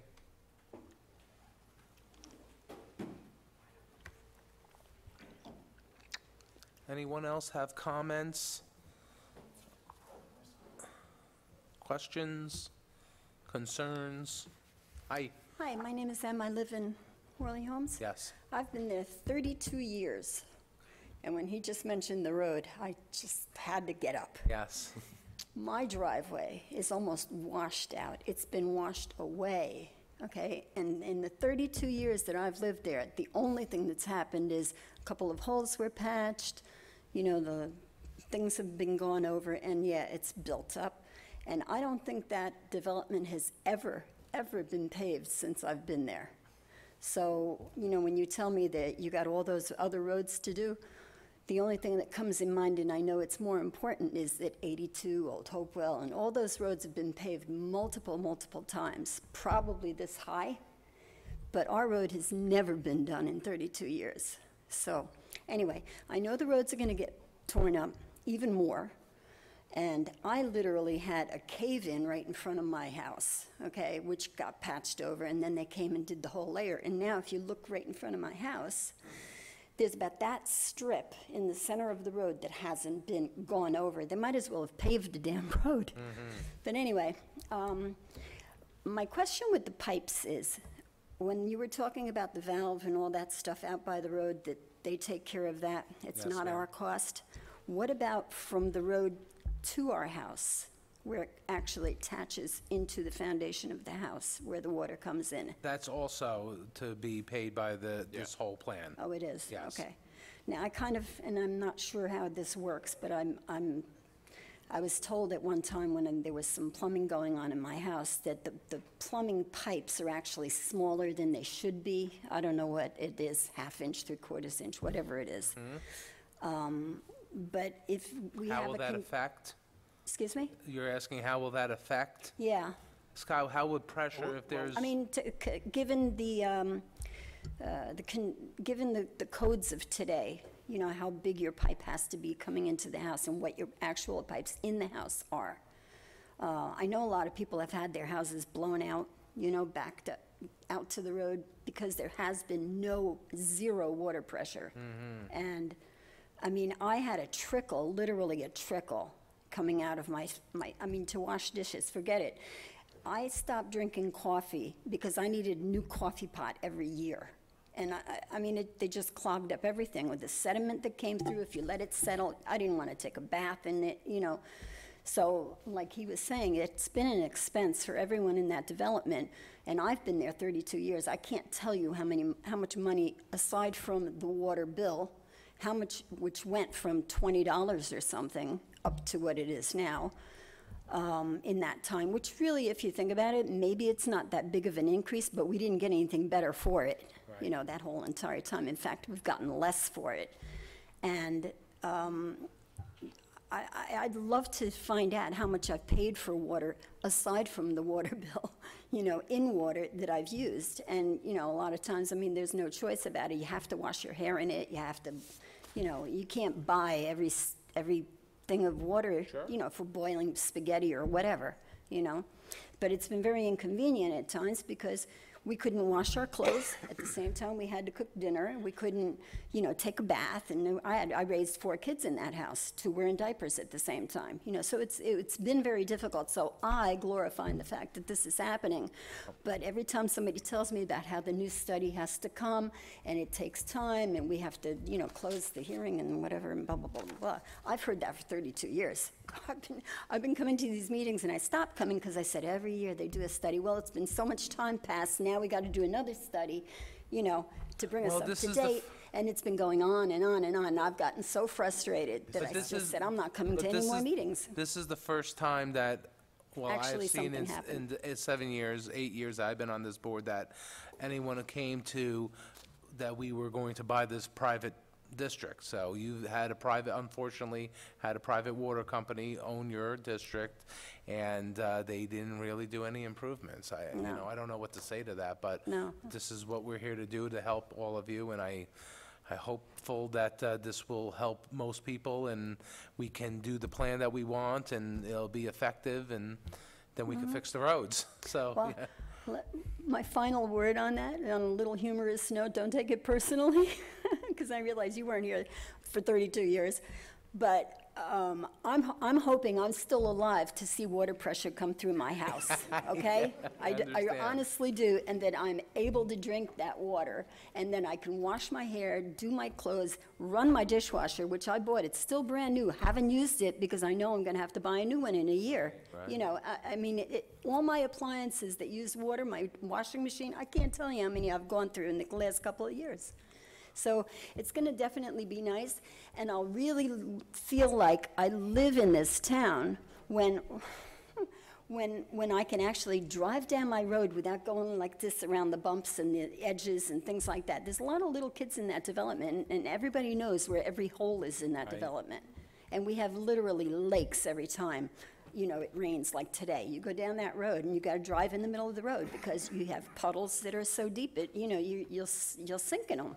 Right. Never mind the sewage drains. They don't go anywhere. They fill up with silt. They come around, they suck it out, but the water doesn't go anywhere. You know, I don't think there's any pipes there that lead them out to anywhere. But anyway, that's all I have to say about that. Hopefully it happens ASAP. Thank you, ma'am. Anybody else like to speak, please?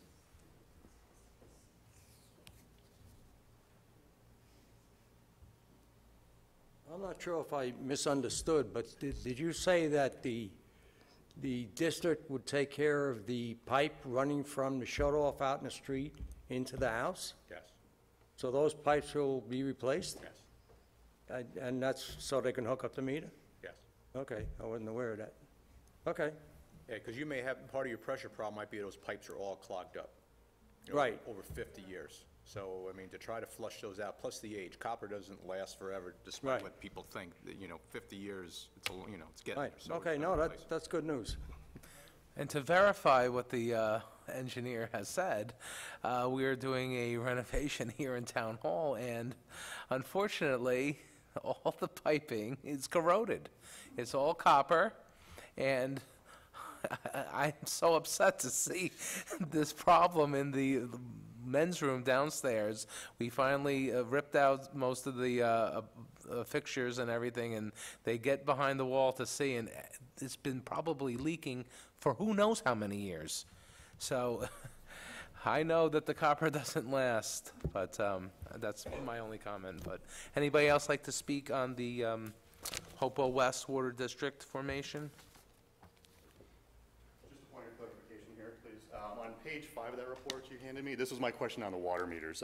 Page 5, that last paragraph indicates that residential water meters over a 6-month period after the district is formed, et cetera, et cetera.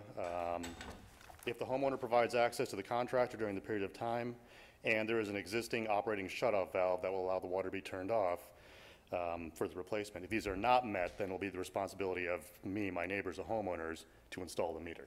So Yeah, this I goes back highlighted to to my question on that shutoff valve. I don't know if mine's been turned in 18 years, quite honestly. No, they're going to be replaced. Okay. We'll- So is this report we'll going to clean be that up. amended to Yeah. reflect both that and Jack's concern about I that think that's service more line? so if the homeowner doesn't comply Doesn't allow us access. with, because some people don't want to give us Understood. access. Correct. So we have to have something in there to say that you're not going to comply, you're going to pay for it then later on. Right. So Yeah. that's why Again, that's the only in part there. that concerns me is the and in an operational shutoff valve. That's my, this currently reads that it's my responsibility. We'll clean that up. Okay, thank you. That was why- highlighted, right, in my book? Yeah. Thank you. Yeah. And that's why we're adjourning it, so we can get this. Anybody else like to speak on the Hopewell West Water District formation? No? Okay, well, Just point out oh, something. yes. Yeah, I'm back. I told you it was a threat, and here I am. What happens to the pipes in the house with that pressure? Should we worry if we have better pressure? Because we haven't had it, better Just pressure in a gonna while. turn it on and see what happens. Does the faucet get airborne? I don't think mean, we're what? anticipating more than like 75 pounds, so I mean, you shouldn't Yeah, have a you should problem be with that. Okay, so we should be fine because, people our poor little water systems Yeah. are just used to the little drip, drip. We don't, okay. Now, that's not to say you don't have a little faulty piping that's managing 20 pounds, and when you bring it up to 50, it's going to leak, but, you know, you'll find out, I guess. What? Wait, But what? we won't be beyond the limit that would require a pressure-reducing valve, that much I can tell you. Okay. I think the gentleman made a very good point. We're all kind of very leery, and I'm with the lady that spoke, I'm with her. I'd like to get that glass of water, turn it on, and not have to truck it in. I hope I'm around long enough when that happens, but it sounds like I'm going to make it. I think so, Felicia. It looks good, right? Gods are very good. Okay. You see that we are looking forward to it, but we've been, and this is the furthest it's been, but it's been a very long haul. And we'd like to, you know, come out at the end of this and go, we have great water service, eventually we'll have great roads, it worked out, the cost is bearable, our investment is, you know, the cost benefit also lines up. That, and I'm sure everybody in this room is looking for the same thing, and I'm sure that's what why the we're here. council's looking for. Thank you. Thank you. Okay, with that, well, we have to adjourn the public hearing. So do I have a motion to adjourn this public hearing until July 26, 2018, 7 p.m.? So moved. Do I have a second? Second. All in favor, say aye. Aye. Aye. Opposed? Motion carried. So we will adjourn this till the next town board meeting. At that time, we will clear up all the language that needs to be done, and also then we'll adopt a negative declaration and form the district. Okay, well, with that, now I'm going to go back to the courtesy of the floor, where I allow all residents to come and speak about anything on the agenda, any town problems you have, anything that you wish to discuss at all. So if anybody wishes to come up and speak, please come up. How's everyone? How are you, sir? Dan Hudson, nice to meet you. Hi, Dan. Got a few issues with the gym, what you did over there with the gym to save money. Yes. I've kind of lost my train of thought throughout the night here. Want me to, I know what you're thinking? Yeah, you know what I'm thinking. Open on the weekends. We would really like to have our 6 o'clock back. 6 a.m.? Yes, the 6 a.m. Weekend? If you were to do a full Saturday, or the 8:30 to 4, which would help a lot of people out instead of 3.5 hours. Yep. And the 6 o'clock, we were going before work and all. A lot of people can't go anymore. A lot of people are gone, and I know you've refunded a lot of money. And I mean, I really had a lot of stuff to say. Bob, who was opening up for us, a veteran. Basically, for 5 hours, he lost his job because he was opening from 6 to 9. Your 9 to 3 staff came in. Now your 9 to 3 staff's coming in at 7. So you're paying him 2 extra hours. So for 5 hours where Bob was coming in so that many people were able to go in, he's out of a job, along with a lot of people that were going that can't go anymore. I really had a lot to say, and I just, it's all out of my head now, but I'm speaking for myself and a lot of the people there. We'd really like to have that go 6 to 7. Put Bob back. It's 5 hours. The money you're saving, you're not saving anything. You're losing people. You've opened that gym up to outside the town. Who's going to come with no weekends? I can't tell you how many people go before work. They take the showers off, they go. He opens it up. I'm all for the veterans. Don't get me wrong there. They can have everything. But you open it to out-of-towners who don't pay taxes here, yet he's complaining the gym doesn't make money. Okay? So if you open it up to people that don't live in the town and pay taxes, you're losing money there. The 1970s lighting you got going on down there, that's another issue that could be saved, you know, money could be saved. That Davis house, that would have made great offices instead of what you did there, to what caused all of this, of trying to save the money of what you put in those sheds. You could have used the Davis house, because we feel like we're being punished. The gym was given to the residents by the town And basically, Nick, you took it away. You took it away from us. A lot of angry people, there is. There really is. You should come down someday.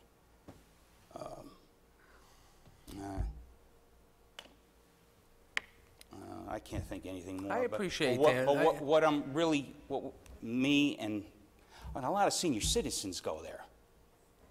And they're there early. They don't want to walk in the dark. They don't want to walk outside. As you know, there's a lot of wild animals.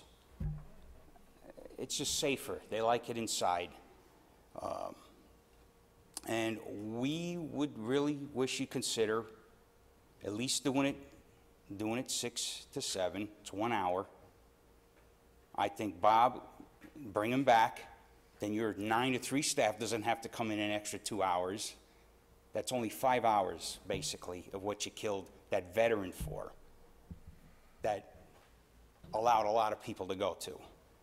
You did 3.5 hours on Saturday. Give them the 8:30 to 4. I mean, you got a lot of kids out of school now. They live there on the weekends. They're lifting weights. They get ready. They get in training. They're going back to school. They play football. You don't want them hanging around in the street or hanging around in that playground. You know what I mean? Nothing, so can I respond? Yeah.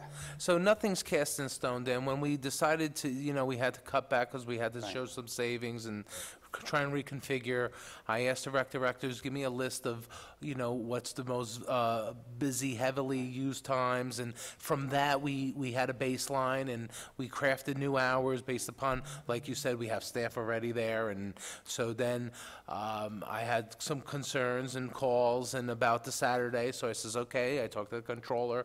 What do we have left in there so we can offer something for Saturday? That's why we went to those few hours there. But we can go back and look at it again Really and see what we appreciate can. that. I really And would. that's why I've been telling many people that have been calling, and there have been calls. But nothing's set in stone, and we will continue to look at it. And the rec directors are great, Jan and Bill, and they continue to tell me, let's do this instead of that. And like you said, they give cost-cutting ideas also to us. So maybe then I sit down with the comptroller, listen, we could cut this and cut this. Maybe can I put another 3 hours here? So I'm working on it. I am. And the machines in there, they're 40 years old, but nobody complains. We go in and do our thing on what we have, and it works for us. But then, we just feel like we got slapped in the face because that was given to us by the town, and just like overnight, it was gone. We show up and the gates are locked, and with no. I understand what you're saying, what I mean? and we're going to continue to look, and I'm going to look where else I could save so I could expand some more hours, like you said, Dan. I will. You're opening it up to outsiders. They're not going to come. You're going to lose money. You're losing money instead of saving. Well, I think the thought process there was, these people, give back to our society, so we want to give back something to them too. No, I So, agree with you 100%. But on that hand, but on the other hand, you can't say we're not making money. I understand. You can't say we're not making money when you're giving it away to out-of-towners. So who are the out-of-towners? Right on the thing, it says free to non-members, to non-town members also. I believe there were fire volunteers. No, for veterans. Veterans, right. And And fire I am volunteers. 120% to giving it to them for free. But on the other hand, you can't then say you're not making money. You can't say that the gym's not, because he was hard on that, wanting to close Well, it. let me answer that Stepped since in. you've been addressing me by he. Right. So let me Right. be very specific. That building, as you well know, you go there. Right. Okay, it's probably needs some re-upgrading. Hey, why couldn't we could have done a little bit with that money instead of that, go to Davis House for your offices, take some money there, take some money for paving, put a few new machines in. It didn't take much. So- We've been going through there, since we've been going in there, we've been getting through So it. just to say, that building needs a lot of work to really bring it up to standards. If you look at to heat up that building in the winter, that building has no insulation, the walls are. How hard could it have been? You did those shacks, you could have done that. No, just to answer where the cost goes. The Yeah. cost is not just you using the facility and a couple of people that are sitting there.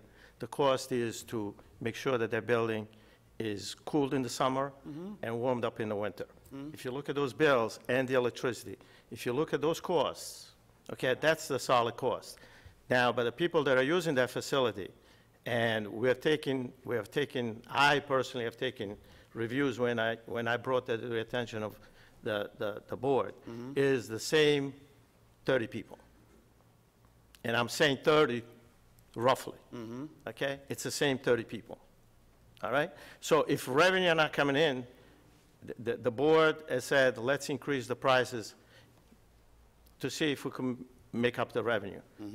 I don't think that we came close to that. The bottom line is that the town supervisor needed to do some work in the building, and he probably made some adjustments to that. If you're not happy with it, you keep on pointing the fingers at me. I'm pointing the fingers at you because you were dead set on closing that place. What I'm saying is... I'm still dead closing the place, sir. We have a facility over there, Well- Julius Jungle, that needs a bathroom for the handicapped children. Well, they could Okay? use they got handicap bathrooms in the gym. No, they're not. Yeah, they are. Those bathrooms are no way Put a wheelchair in compliant. Those bathrooms are no way compliant with what we need in nearby that facility. We're going to have 100-degree weather, and we have porta potties over there. That's why you Okay? have handicap Those are the bathrooms in real the gym. issues. That's what I would like to see. I've said it from day one, to invest the money. I would be very happy to the people that use that facility and say, you know what, I'll give you a voucher. That we have facilities in our community that are open 24 hours a Again, day. then you're saying, screw the ones that use the gym, is basically what you... No. Yes, you are. I'm saying there are facilities that open 24 hours a day with the latest equipment and showers for $10 a month. $10 a month. The town gave that to the people, and now you take it. That's not right. Well, the town gives something to the townspeople. You don't take it back. Why not? Because that's not right. That's not a good thing. Well, that is a personal, No, it's, yeah, I'm the only one talking right now, because everyone else feels the exact same way. Well, it's Yeah, probably a they few do. people, You and I spent- agree with you. You spent a lot of money on the shacks in the back. You could have put a little bit down there. You have a perfectly good house sitting right down the road there that could have accommodated everything you needed. When we look to address budgetary decision this board has to make and say, where can we spend the money diligently, okay? Maybe this is at the bottom of the list. And I'm not saying that it's not important. It is probably important. But to me, more important is to invest money in that building, to rehab those bathrooms for those children that are going to be using Julius Jungles, where we spend and invested a lot of money, which I think is proper. But I said it from day one, okay? It's not for me to use that facility, but priority for me is to invest the money that we could be saving whatever for those bathrooms. That is priority one. Now, you want to point me as saving money in not a diligent way, I'll take the blame. But You could have put a little decisions money... have to be made, sir. You could have put a little money into that place. You could have fixed those bathrooms. You could put insulation in there. You could have fixed it. So in the future, I give you a little insight of what we've been thinking about. Councilman Franco headed up a master recreation committee, and one thing we addressed was that facility where we're hoping when we get there's a few projects in town that are waiting for approvals, and that will give us some dollars in the rec funds to spend. Now, the rec directors and Mr. Franco and the committee have thought about how to spend those dollars, and they want to do, like I said before, a basketball facility, and that will be at that site. And at that time, then we discuss with the committee, well, what can we do there to help improve the gym and help improve the bathrooms?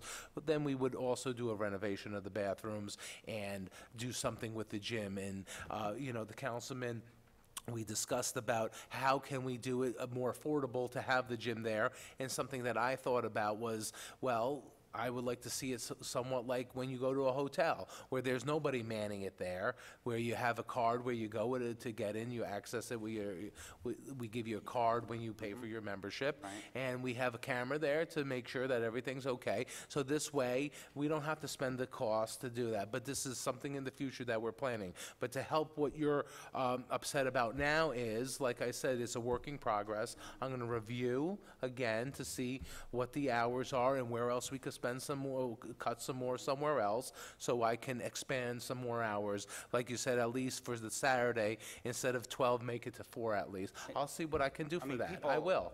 You know, 'cause I then will they're sit- working around trying to get there for 3 hours. I understand. And then you got all the people, though, for the early morning that go before work. Right, and That's- well, That's and- 1 hour, Nick. And one thing at a time, and, you know, nothing's perfect in recreation. We do have a large recreation budget, and I am not saying that, you know, recreation is a service, and we can agree to disagree, some of us, but recreation, we're not supposed to make money. This is a service for the people. Exactly. Okay, you know, this is something you get back for your tax dollars that you pay.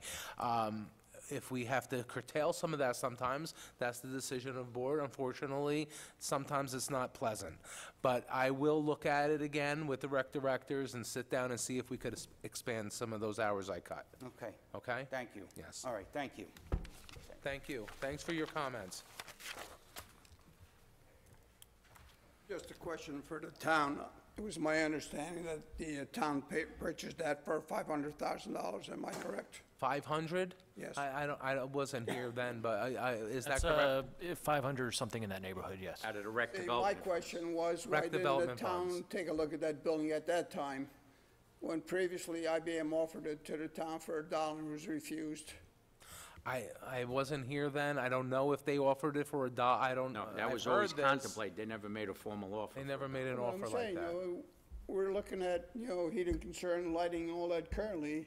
Well, wasn't that building inspected when we paid the $500,000 at the Well, time, said at it the- wouldn't do for us? Right. It's a 32-acre parcel with the fields, the lighting, the parking lot, and the building.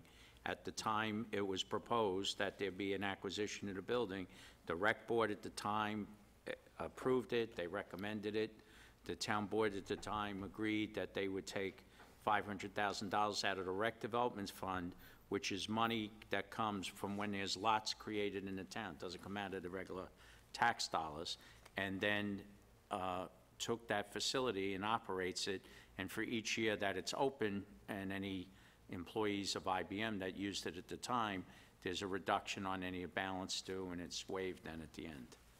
Now, when it was considered to cut the hours at the rec, were other departments also considered for like a 1/4%, whatever reduction to make up the difference or not?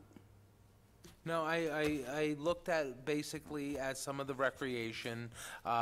Budget time is coming soon, so I will be sitting with the controller to formulate my budget for the town board. And like I said to the other gentleman, I'll be looking to cut somewhere else so I can help expand some hours that I cut. All right, thanks. Thank you.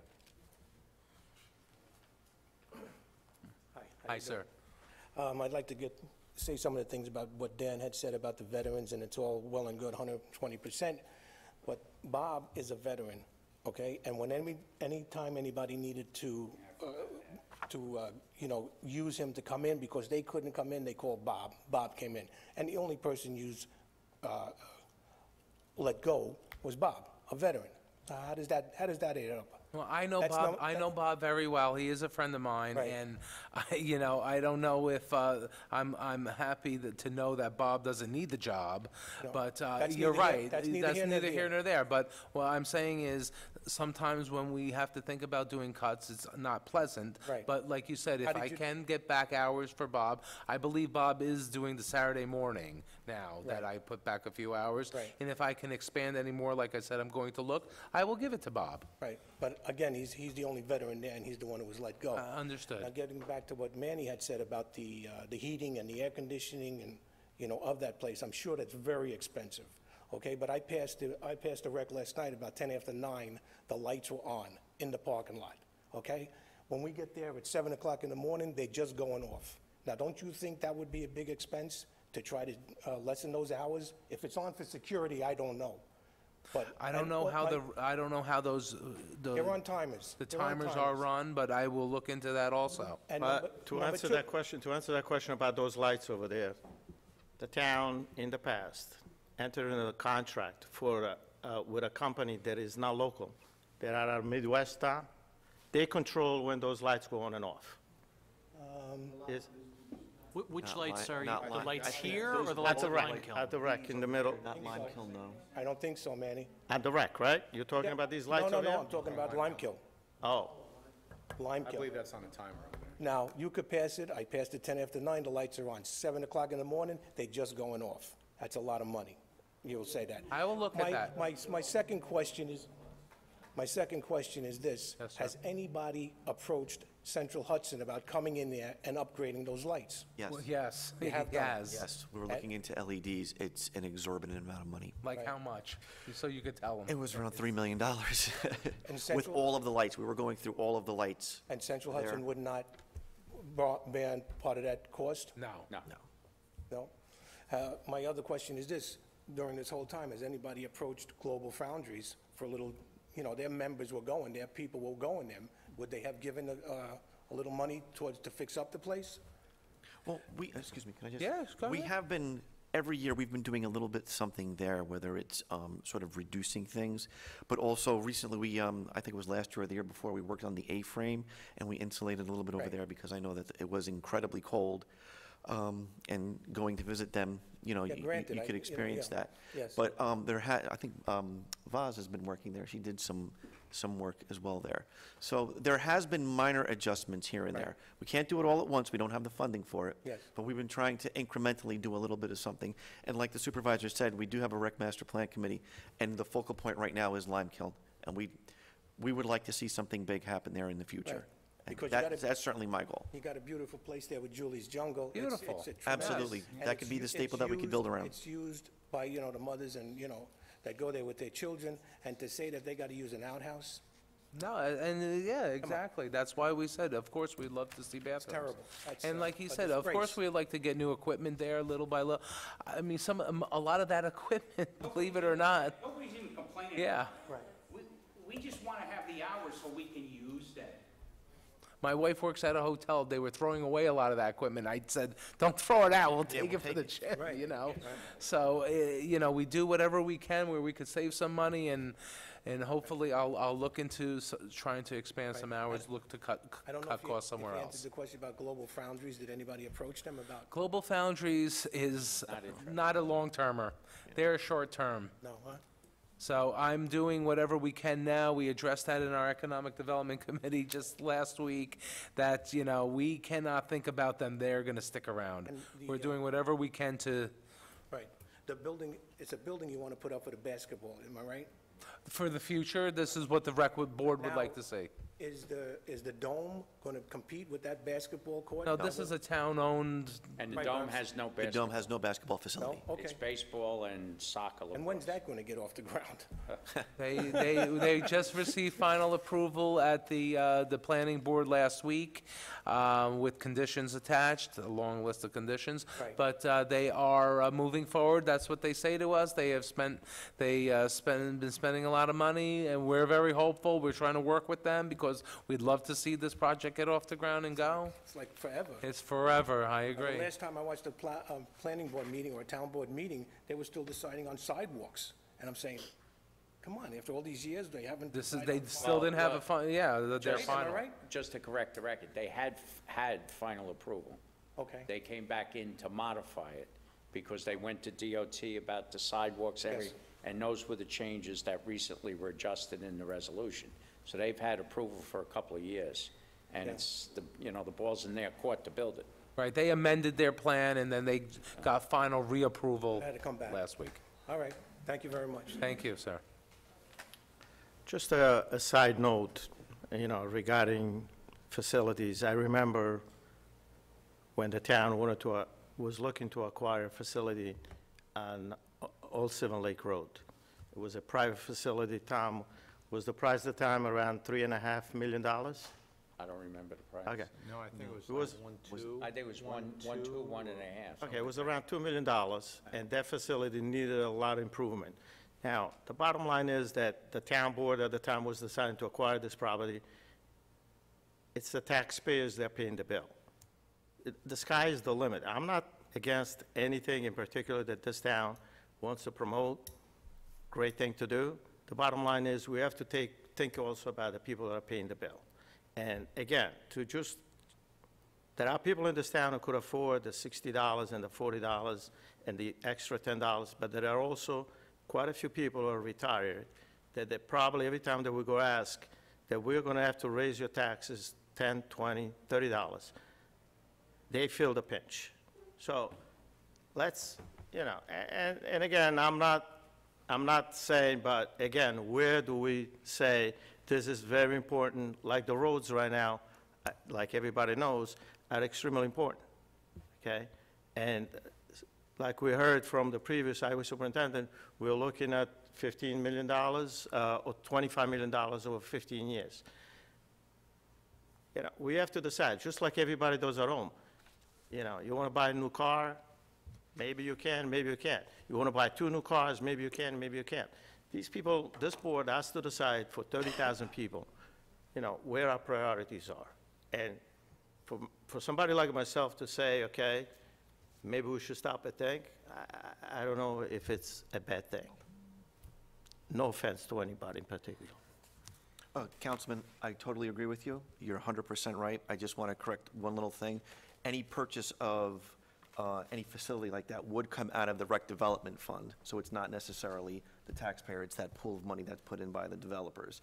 But then the maintaining of it, then certainly that would go, that cost would be Borne brought by back down, the borne by residents, taxpayer. right. But the actual purchase, that's what that rec development fund is there for. And that's why we're trying to very carefully pick and choose what we want to do. And I believe that facility, I thought it was 700,000. No, it was over, at Either the way, time, it was a lot of money, and, Right. but At the time, I it know was- the was a lot. present person It was who between bought it. $2 and $3 they million. They probably put well over $1 to $2 million into that facility now. Thank you, though. Thank you all. Anybody else wish to speak? Any town issues, general town issues, anything on the agenda? Anybody wish to speak? Yes, ma'am. Yes, ma'am.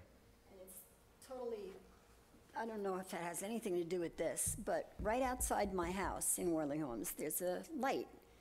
And sometimes that light is on constantly, and sometimes it goes out, in the morning, sometimes it's off during the day, but a lot of times it's on all the time. Who pays for all the lights that are on the street? I don't think you're in a lighting district, so I believe that is Central Hudson's. There's no lighting district in Oh, Worley it might be Homes? Hopewell, the general one in That could be a Hopewell. general one? What's your, what road are you on? Elk Road. Well, we, Elk? Elk well, we Road? should point out with the, Eric Lighting? Oh, yeah. And who pays for that lighting? yes. the Yeah, anyone district. in the district. But the way streetlights work is we pay a flat fee to Central Hudson annually for the streetlight. So if there's a problem with it, we report it to Central Hudson, but it doesn't increase the town's cost if there's a defective light that stays on all the time. So I still don't quite understand that. You're saying that there's a lighting district or If you something? look at your tax bill that you get in February, it Okay. will list all the different districts that your house might be in, and one of them is a lighting district, from what your neighbor's saying. So that lighting district has a budget annually that pays Central Hudson to maintain the lights. I will put an inquiry into Central Hudson. Elk Road, you said? Okay, Yeah. no problem. Okay. I was just curious because, now they have the estimated thing every other month. Right. Kind of thing, and then the other month they bring you up to par, which I don't know why they do that. Why can't they just read the damn meter every month? But, I hear you. your bill will go from 300 to 150. It's ridiculous. So they didn't help me out with the bill.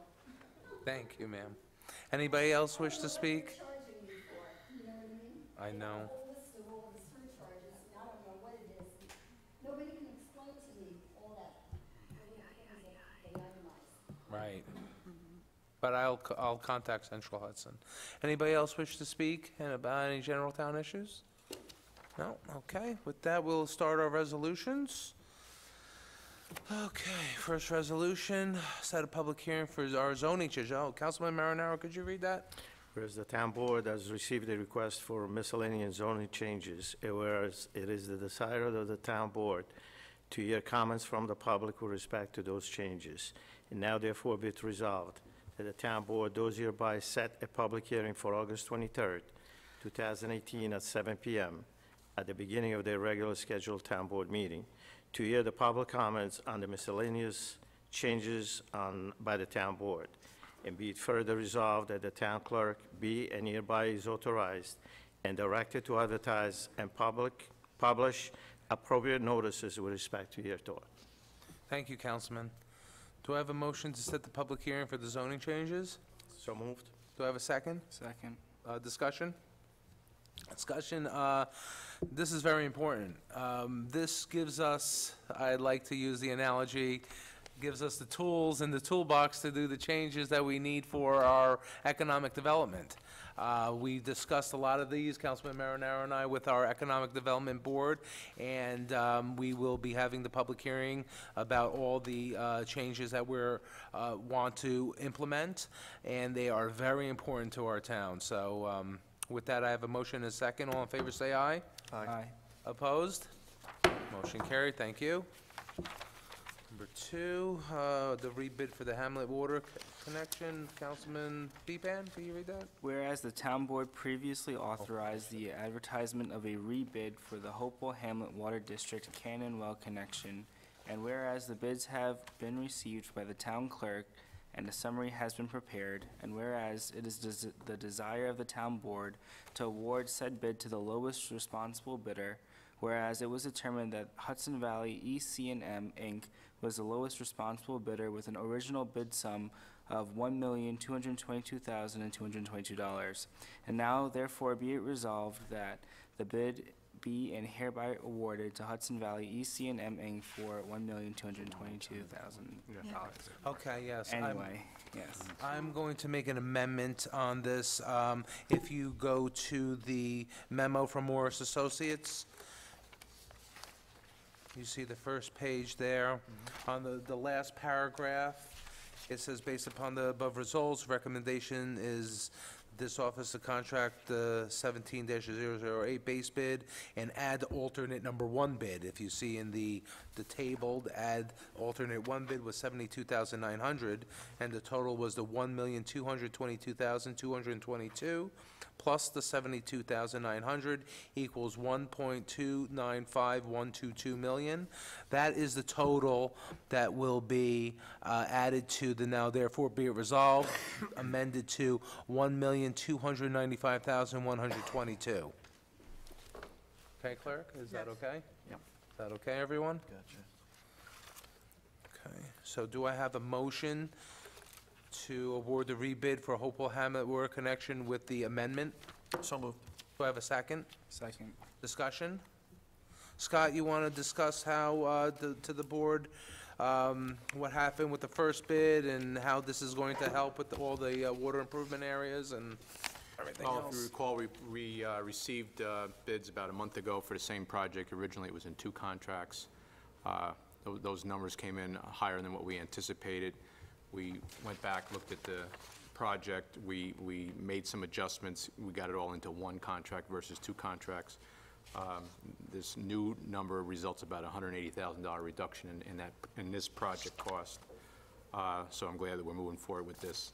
This is one component of, I believe, 4 that all have to do with bringing more water up to the Hopewell North new water district, as well as Hopewell Glen, and ultimately Worley Homes, Fishkill Plains, and other districts as well. The first project we did was a water storage tank. That was the first project that's been completed. The second project was an interconnection to Fishkill Road that's been awarded, and that should be started in a couple of weeks.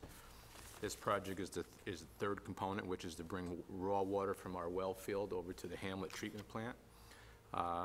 Fourth portion of it is going to be filtration and a booster station at our existing facility. We're close to getting Board of Health approval on that and getting that out to bid. A new component within the last month or so has been a new distribution line up to Fishkill Plains. It's going to run along 376. That's a new component. And then there's going to be also work at Worley Homes as part of that project. So we have a few projects going on. So, as we know in here, that this is extremely important, and we have a motion and a second. I have a motion and a second, clerk? Yes. All in favor, say aye. Aye. Opposed? Motion carried, thank you. Nick, Yes. with the previous resolution. Number 2? The resolution number 1. Number 1, yeah. Will you supply us prior to the next Oh, meeting? yes, well in advance, yes. Thank you. Way in advance. She's working on them now. Michelle. Yeah. Okay, number 3, resolution requesting consideration of changing Limekiln Road to I Park Boulevard. So, we discussed this also in our Economic Revitalization Committee the other night. There's a portion of Limekiln Road from Route 52 to the 84 interchange that is owned by Dutchess County. That portion of road is owned by Dutchess County, and there are no homes on that corridor. The town owns the road from after the interchange forward, which will remain Limekiln Road. I would like to propose to change that county portion of Limekiln Road to be named I Park Boulevard. Now, a couple reasons we were discussing about this. Number one, it gives an identity to our economic development goals for I Park and the West Campus and that whole surrounding area. If we would change this, then the state would have to change the signage on I-84 and other signage that the state has for Limekiln Road, and it will give the identity for I-Park for all this new economic development that is going to be going on there. So it is very important, I feel, in an inexpensive way for us to help market in, because we need to partner with our businesses. We need a public-private partnership. This is the way we have to do. We have to be smarter than we ever have. We want our town to succeed. We need more businesses here. We need to help them, and this is one small way we can do it. So I'm proposing that we send the resolution up to the Dutchess County Legislature for them to change it. It's Limekiln Road is known as County Route 27, and I believe that this is very important. And Councilman, you want to make a comment on that? Well, I agree with you, Nick. I mean, in order to keep our tax base low for the whole constituents of the town of East Fishkill, we agree that we need to promote business in the existing localities, especially in that area over there, Route 52. And this would be definitely something that would create business, create jobs, and create taxes, so that we do not have to increase taxes on the private. I am totally in agreement with this. This is symbolic. It's just a drop in the bucket, and it sends a message to the people that they come to the East Fishkill, that we are open to the business. Thank you, Councilman. So do I have a motion to request the consideration of changing Limekiln Road to I Park Boulevard? So move. Do I have a second? Second. Any other comments? All in favor, say aye. Aye. Opposed? Motion carried. Thank you very much. Number 4, disposal of surplus. Councilman Beatman, could you read that? Whereas the town police chief, highway superintendent, and town comptroller has provided the town board with a list of vehicles and equipment which they deem to be of no further use to the town and thus should be considered surplus. And whereas the following are being requested to be declared as surplus material and sold to and disposed of. Highway has 3 vehicles, the police have 6 vehicles, and the finance department has a printer. And whereas the town board has reviewed said list and concurs, and therefore now be resolved that the vehicles hereby are declared to be surplus and are to be disposed of by participating in an auction process held by Absolute Auctions and Realty without cost to the town. The non-working printer is to be disposed of properly, and being further resolved that the sale of said vehicles shall be further approved by this board. Thank you, Councilman. That That printer, Mark, that's a valuable piece, so we're getting rid of that? It's broken. Hasn't worked in years. I'm only joking. Okay, so do I have a motion to declare certain properties to be surplus? So moved. Do I have a second? Second. Discussion? All in favor, say aye. Aye. Opposed? Motion carried. Thank you. Okay, number 5, improvements at the recreation parks. Councilman Franco, could you read that?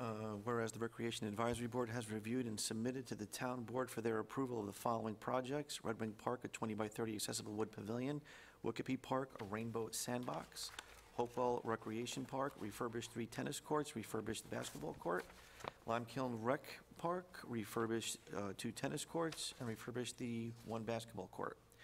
Whereas it is the desire of the town board to authorize the appropriate funds, now therefore be it resolved, the town concurs with the Recreation Advisory Board and authorizes the improvements to the above-mentioned facilities. And be it further resolved that the town board does hereby appropriate from the Rec Development Fund the sum of up to $32,440 for said projects.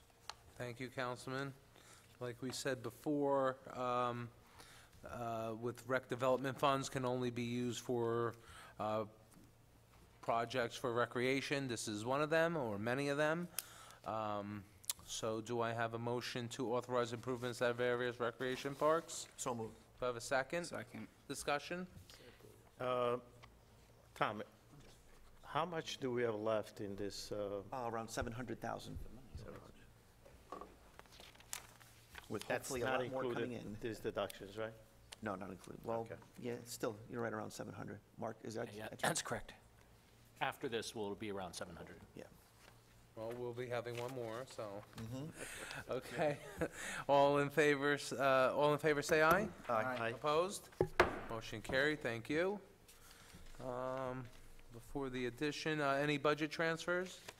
Not tonight. Not tonight, okay. We had one addition I supplied the board with. It is funding for Red Wing Park paving.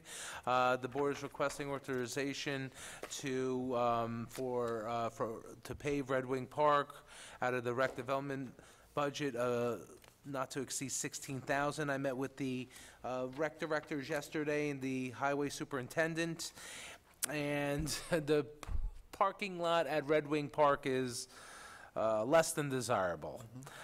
We are having our second annual all-inclusive day at the beach soon, and our highway superintendent and the highway department, thank you very much, have paved all the handicap spaces because they were not really accessible. We're having an all-inclusive day, having many handicapped children there, and you couldn't push a wheelchair over that pavement. It was very terrible. So he has done that. We are now looking to pave another portion of the parking lot that is severely damaged, and the highway department is going to be doing all the work. The highway superintendent went piggyback off a bid for $61 a ton, so we'll be appropriating about $16,000 from the rec funds. So do I have a motion to pave Red Wing Park with rec development funds? So moved. Do I have a second? Second. Discussion? All in favor, say aye. Aye. Opposed? Motion carried. Thank you. Okay, and now board member comments. Town board, anybody have any comments? If you don't mind, I'll Yeah, start. go ahead. yeah. So just to say a few words about the meeting that we had at Town Hall with the committee on the Business? economic, yes. I just want to say a couple more words that I believe that we have a good group of people that shared great ideas. It was a good beginning, so I am enthusiastic that we will do great things and put forward some good plans to stimulate the economy in the town of East Fishkill. And we will not just look at have a tunnel visual, but rather look at the whole picture. So we have a great group of people that are sitting in that committee, and their comments were really valuable. I have a report that I'm going to read, the liaison report for the police department. I just also want to say that usually the report is prepared in the past by the chief of police. At the present time, it's put together by the interim chief of police, Matt Orsino. So here we go. The Town of East Fishkill Police Department is currently in the process of interviewing several new candidates, all of which are town residents, for the position of police officer created by the recent retirement of Chief Kevin Keefe. The background checks are ongoing, and additional information on a new prospective officers should be coming within the next several weeks. This week, the Town of East Fishkill Police Department hosted our annual active shooter training at John Jay High School in conjunction with the Putnam Sheriff's Office. Multiple police departments from the area participated in the training, including the Town of Kent Police Department, Cold Spring Police Department, Town of Carmel Police Department, the Town of Brewster Police Department, the United States Drug Enforcement Administration. Additionally, the Town of East Fishkill Fire Department and Rescue Squad also participated in the training. And on this, since I'm the liaison to the East Fishkill Police Department, I actually, this morning, bright and early, I attended part of the training, and I was really enlightened to see this group of people, that they train the way they train. And you know, I realized that when they train, the training changes day to day. So it is a great, important training session that they conduct, because things happen in the communities all over the United States, and that's how they bring new trainings to this event on a yearly basis. So it was great. Thank you to all the participants, the volunteers, and the volunteer fire department that they were there also assisting. On June 24, 2018, at approximately 11:30 p.m., officers were dispatched to an address on Round Hill Road in the Town of East Fishkill for the report of a motor vehicle theft. Officers quickly arrived in the area and began to investigate. A short time later, police officer Sean Phillips discovered the stolen vehicle occupied in the area of State Route 82 in Trinca Lane. Officer Phillips attempted to conduct a traffic stop, however, the driver fled, failing to comply with the police vehicle lights and sirens. The vehicle fled northbound on State Route 82 at an extremely high rate of speed, eventually turning into State Route 376 and then Railroad Avenue. The stolen vehicle struck one parked vehicle on Railroad Avenue and also intentionally struck the police vehicle officers Phillips, who was operating the vehicle. Officer Phillips was not injured. The operator of the stolen vehicle then drove down the railroad bed ballast over a small bridge and then discarded the vehicle, fleeing on a bicycle. The suspect later was apprehended by Officer Phillips with a big assist from the Dutchess County Sheriff Office Ryan Petrus and his canine partner Pico. The suspect was identified as Christopher T. Feldman, 24, from Poughkeepsie.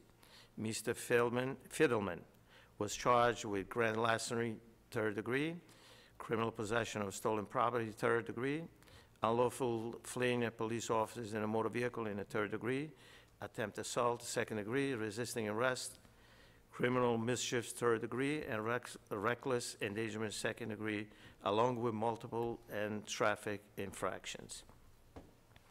Mr. Fiddleman was arraigned in East Fishkill Justice Court by Honorable Judge Brian Rutner and was remanded to Dutchess County Jail with no bail pending a future court date. The Town of East Fishkill Police are encouraging any resident who may have the property stolen from their vehicle to report the theft to our department at 845-221-2111. The Town of East Fishkill Police Department was additionally assisted in this incident by other members of the Dutchess County Sheriff, the New York State Police, and members of the MTA Police Department. So again, from myself and from the community of East Fishkill, we want to thank the police department, and again, thank all the volunteer firefighters of the town of East Fishkill. Thank you. Councilman? First, I'd like to thank Lieutenant Orsino and the East Fishkill Police Department for inviting me down to active shooter training this week. I spent a couple hours on Tuesday with them, and I have to say we're very lucky to have this department in our town. They're very well trained, and they continue to train, and I was very impressed with your efforts. So thank you on behalf of the town, and thank you for striving to keep our children safe. Additionally, I'd like to thank the East Fishkill Fire and Rescue Squad for participating as well. Before I left, I saw a couple EMTs down there who participated in the scenarios. In addition to that, the Family Services has a staffer that lives in the town, and she requested that they put a box in Town Hall to collect food and toiletries for victims who have been impacted by domestic violence and sexual assault. So they will be having a box at Town Hall between July 9th and July 23rd, and I believe there'll be a list of items that they're collecting for that. And lastly, I'd like to commend the efforts of the VFW, Deputy Supervisor Cassidy, and I saw Councilman Marinero back there grilling during Adult Backyard Olympics. They raised a lot of money for various nonprofit organizations around the town. So thank you for inviting me out to that as well. July 1st, Sunday, July 1st, we'll have fireworks at the Hopewell Rec. Also, I'd like to thank Councilman Pete Cassidy for his Backyard Olympics. He raised money for a lot of the worthy charities. It was nice to see a bunch of people there. One of our co-rec directors, Jan McHugh, held a disability awareness presentation for our camp counselors and lifeguards, and that was very well received. And that will go in conjunction with our July 15th Think Differently Day that the supervisor and I started last year, of course, with help from Jan McHugh and Bill Green. We have an all-accessible pavilion that is being built, and we're also getting some all-accessible playground equipment as well for this special day. And I have to give a special thanks to a constituent, Marianne Lacey, who has been a tremendous asset in helping us out. She donated a lot of her time, and she's been able to get some donations from town members, and it's been a very, very big help. It's great to see some town members come on board and try to help out on a worthy cause such as this. So thank you to her. Thank you.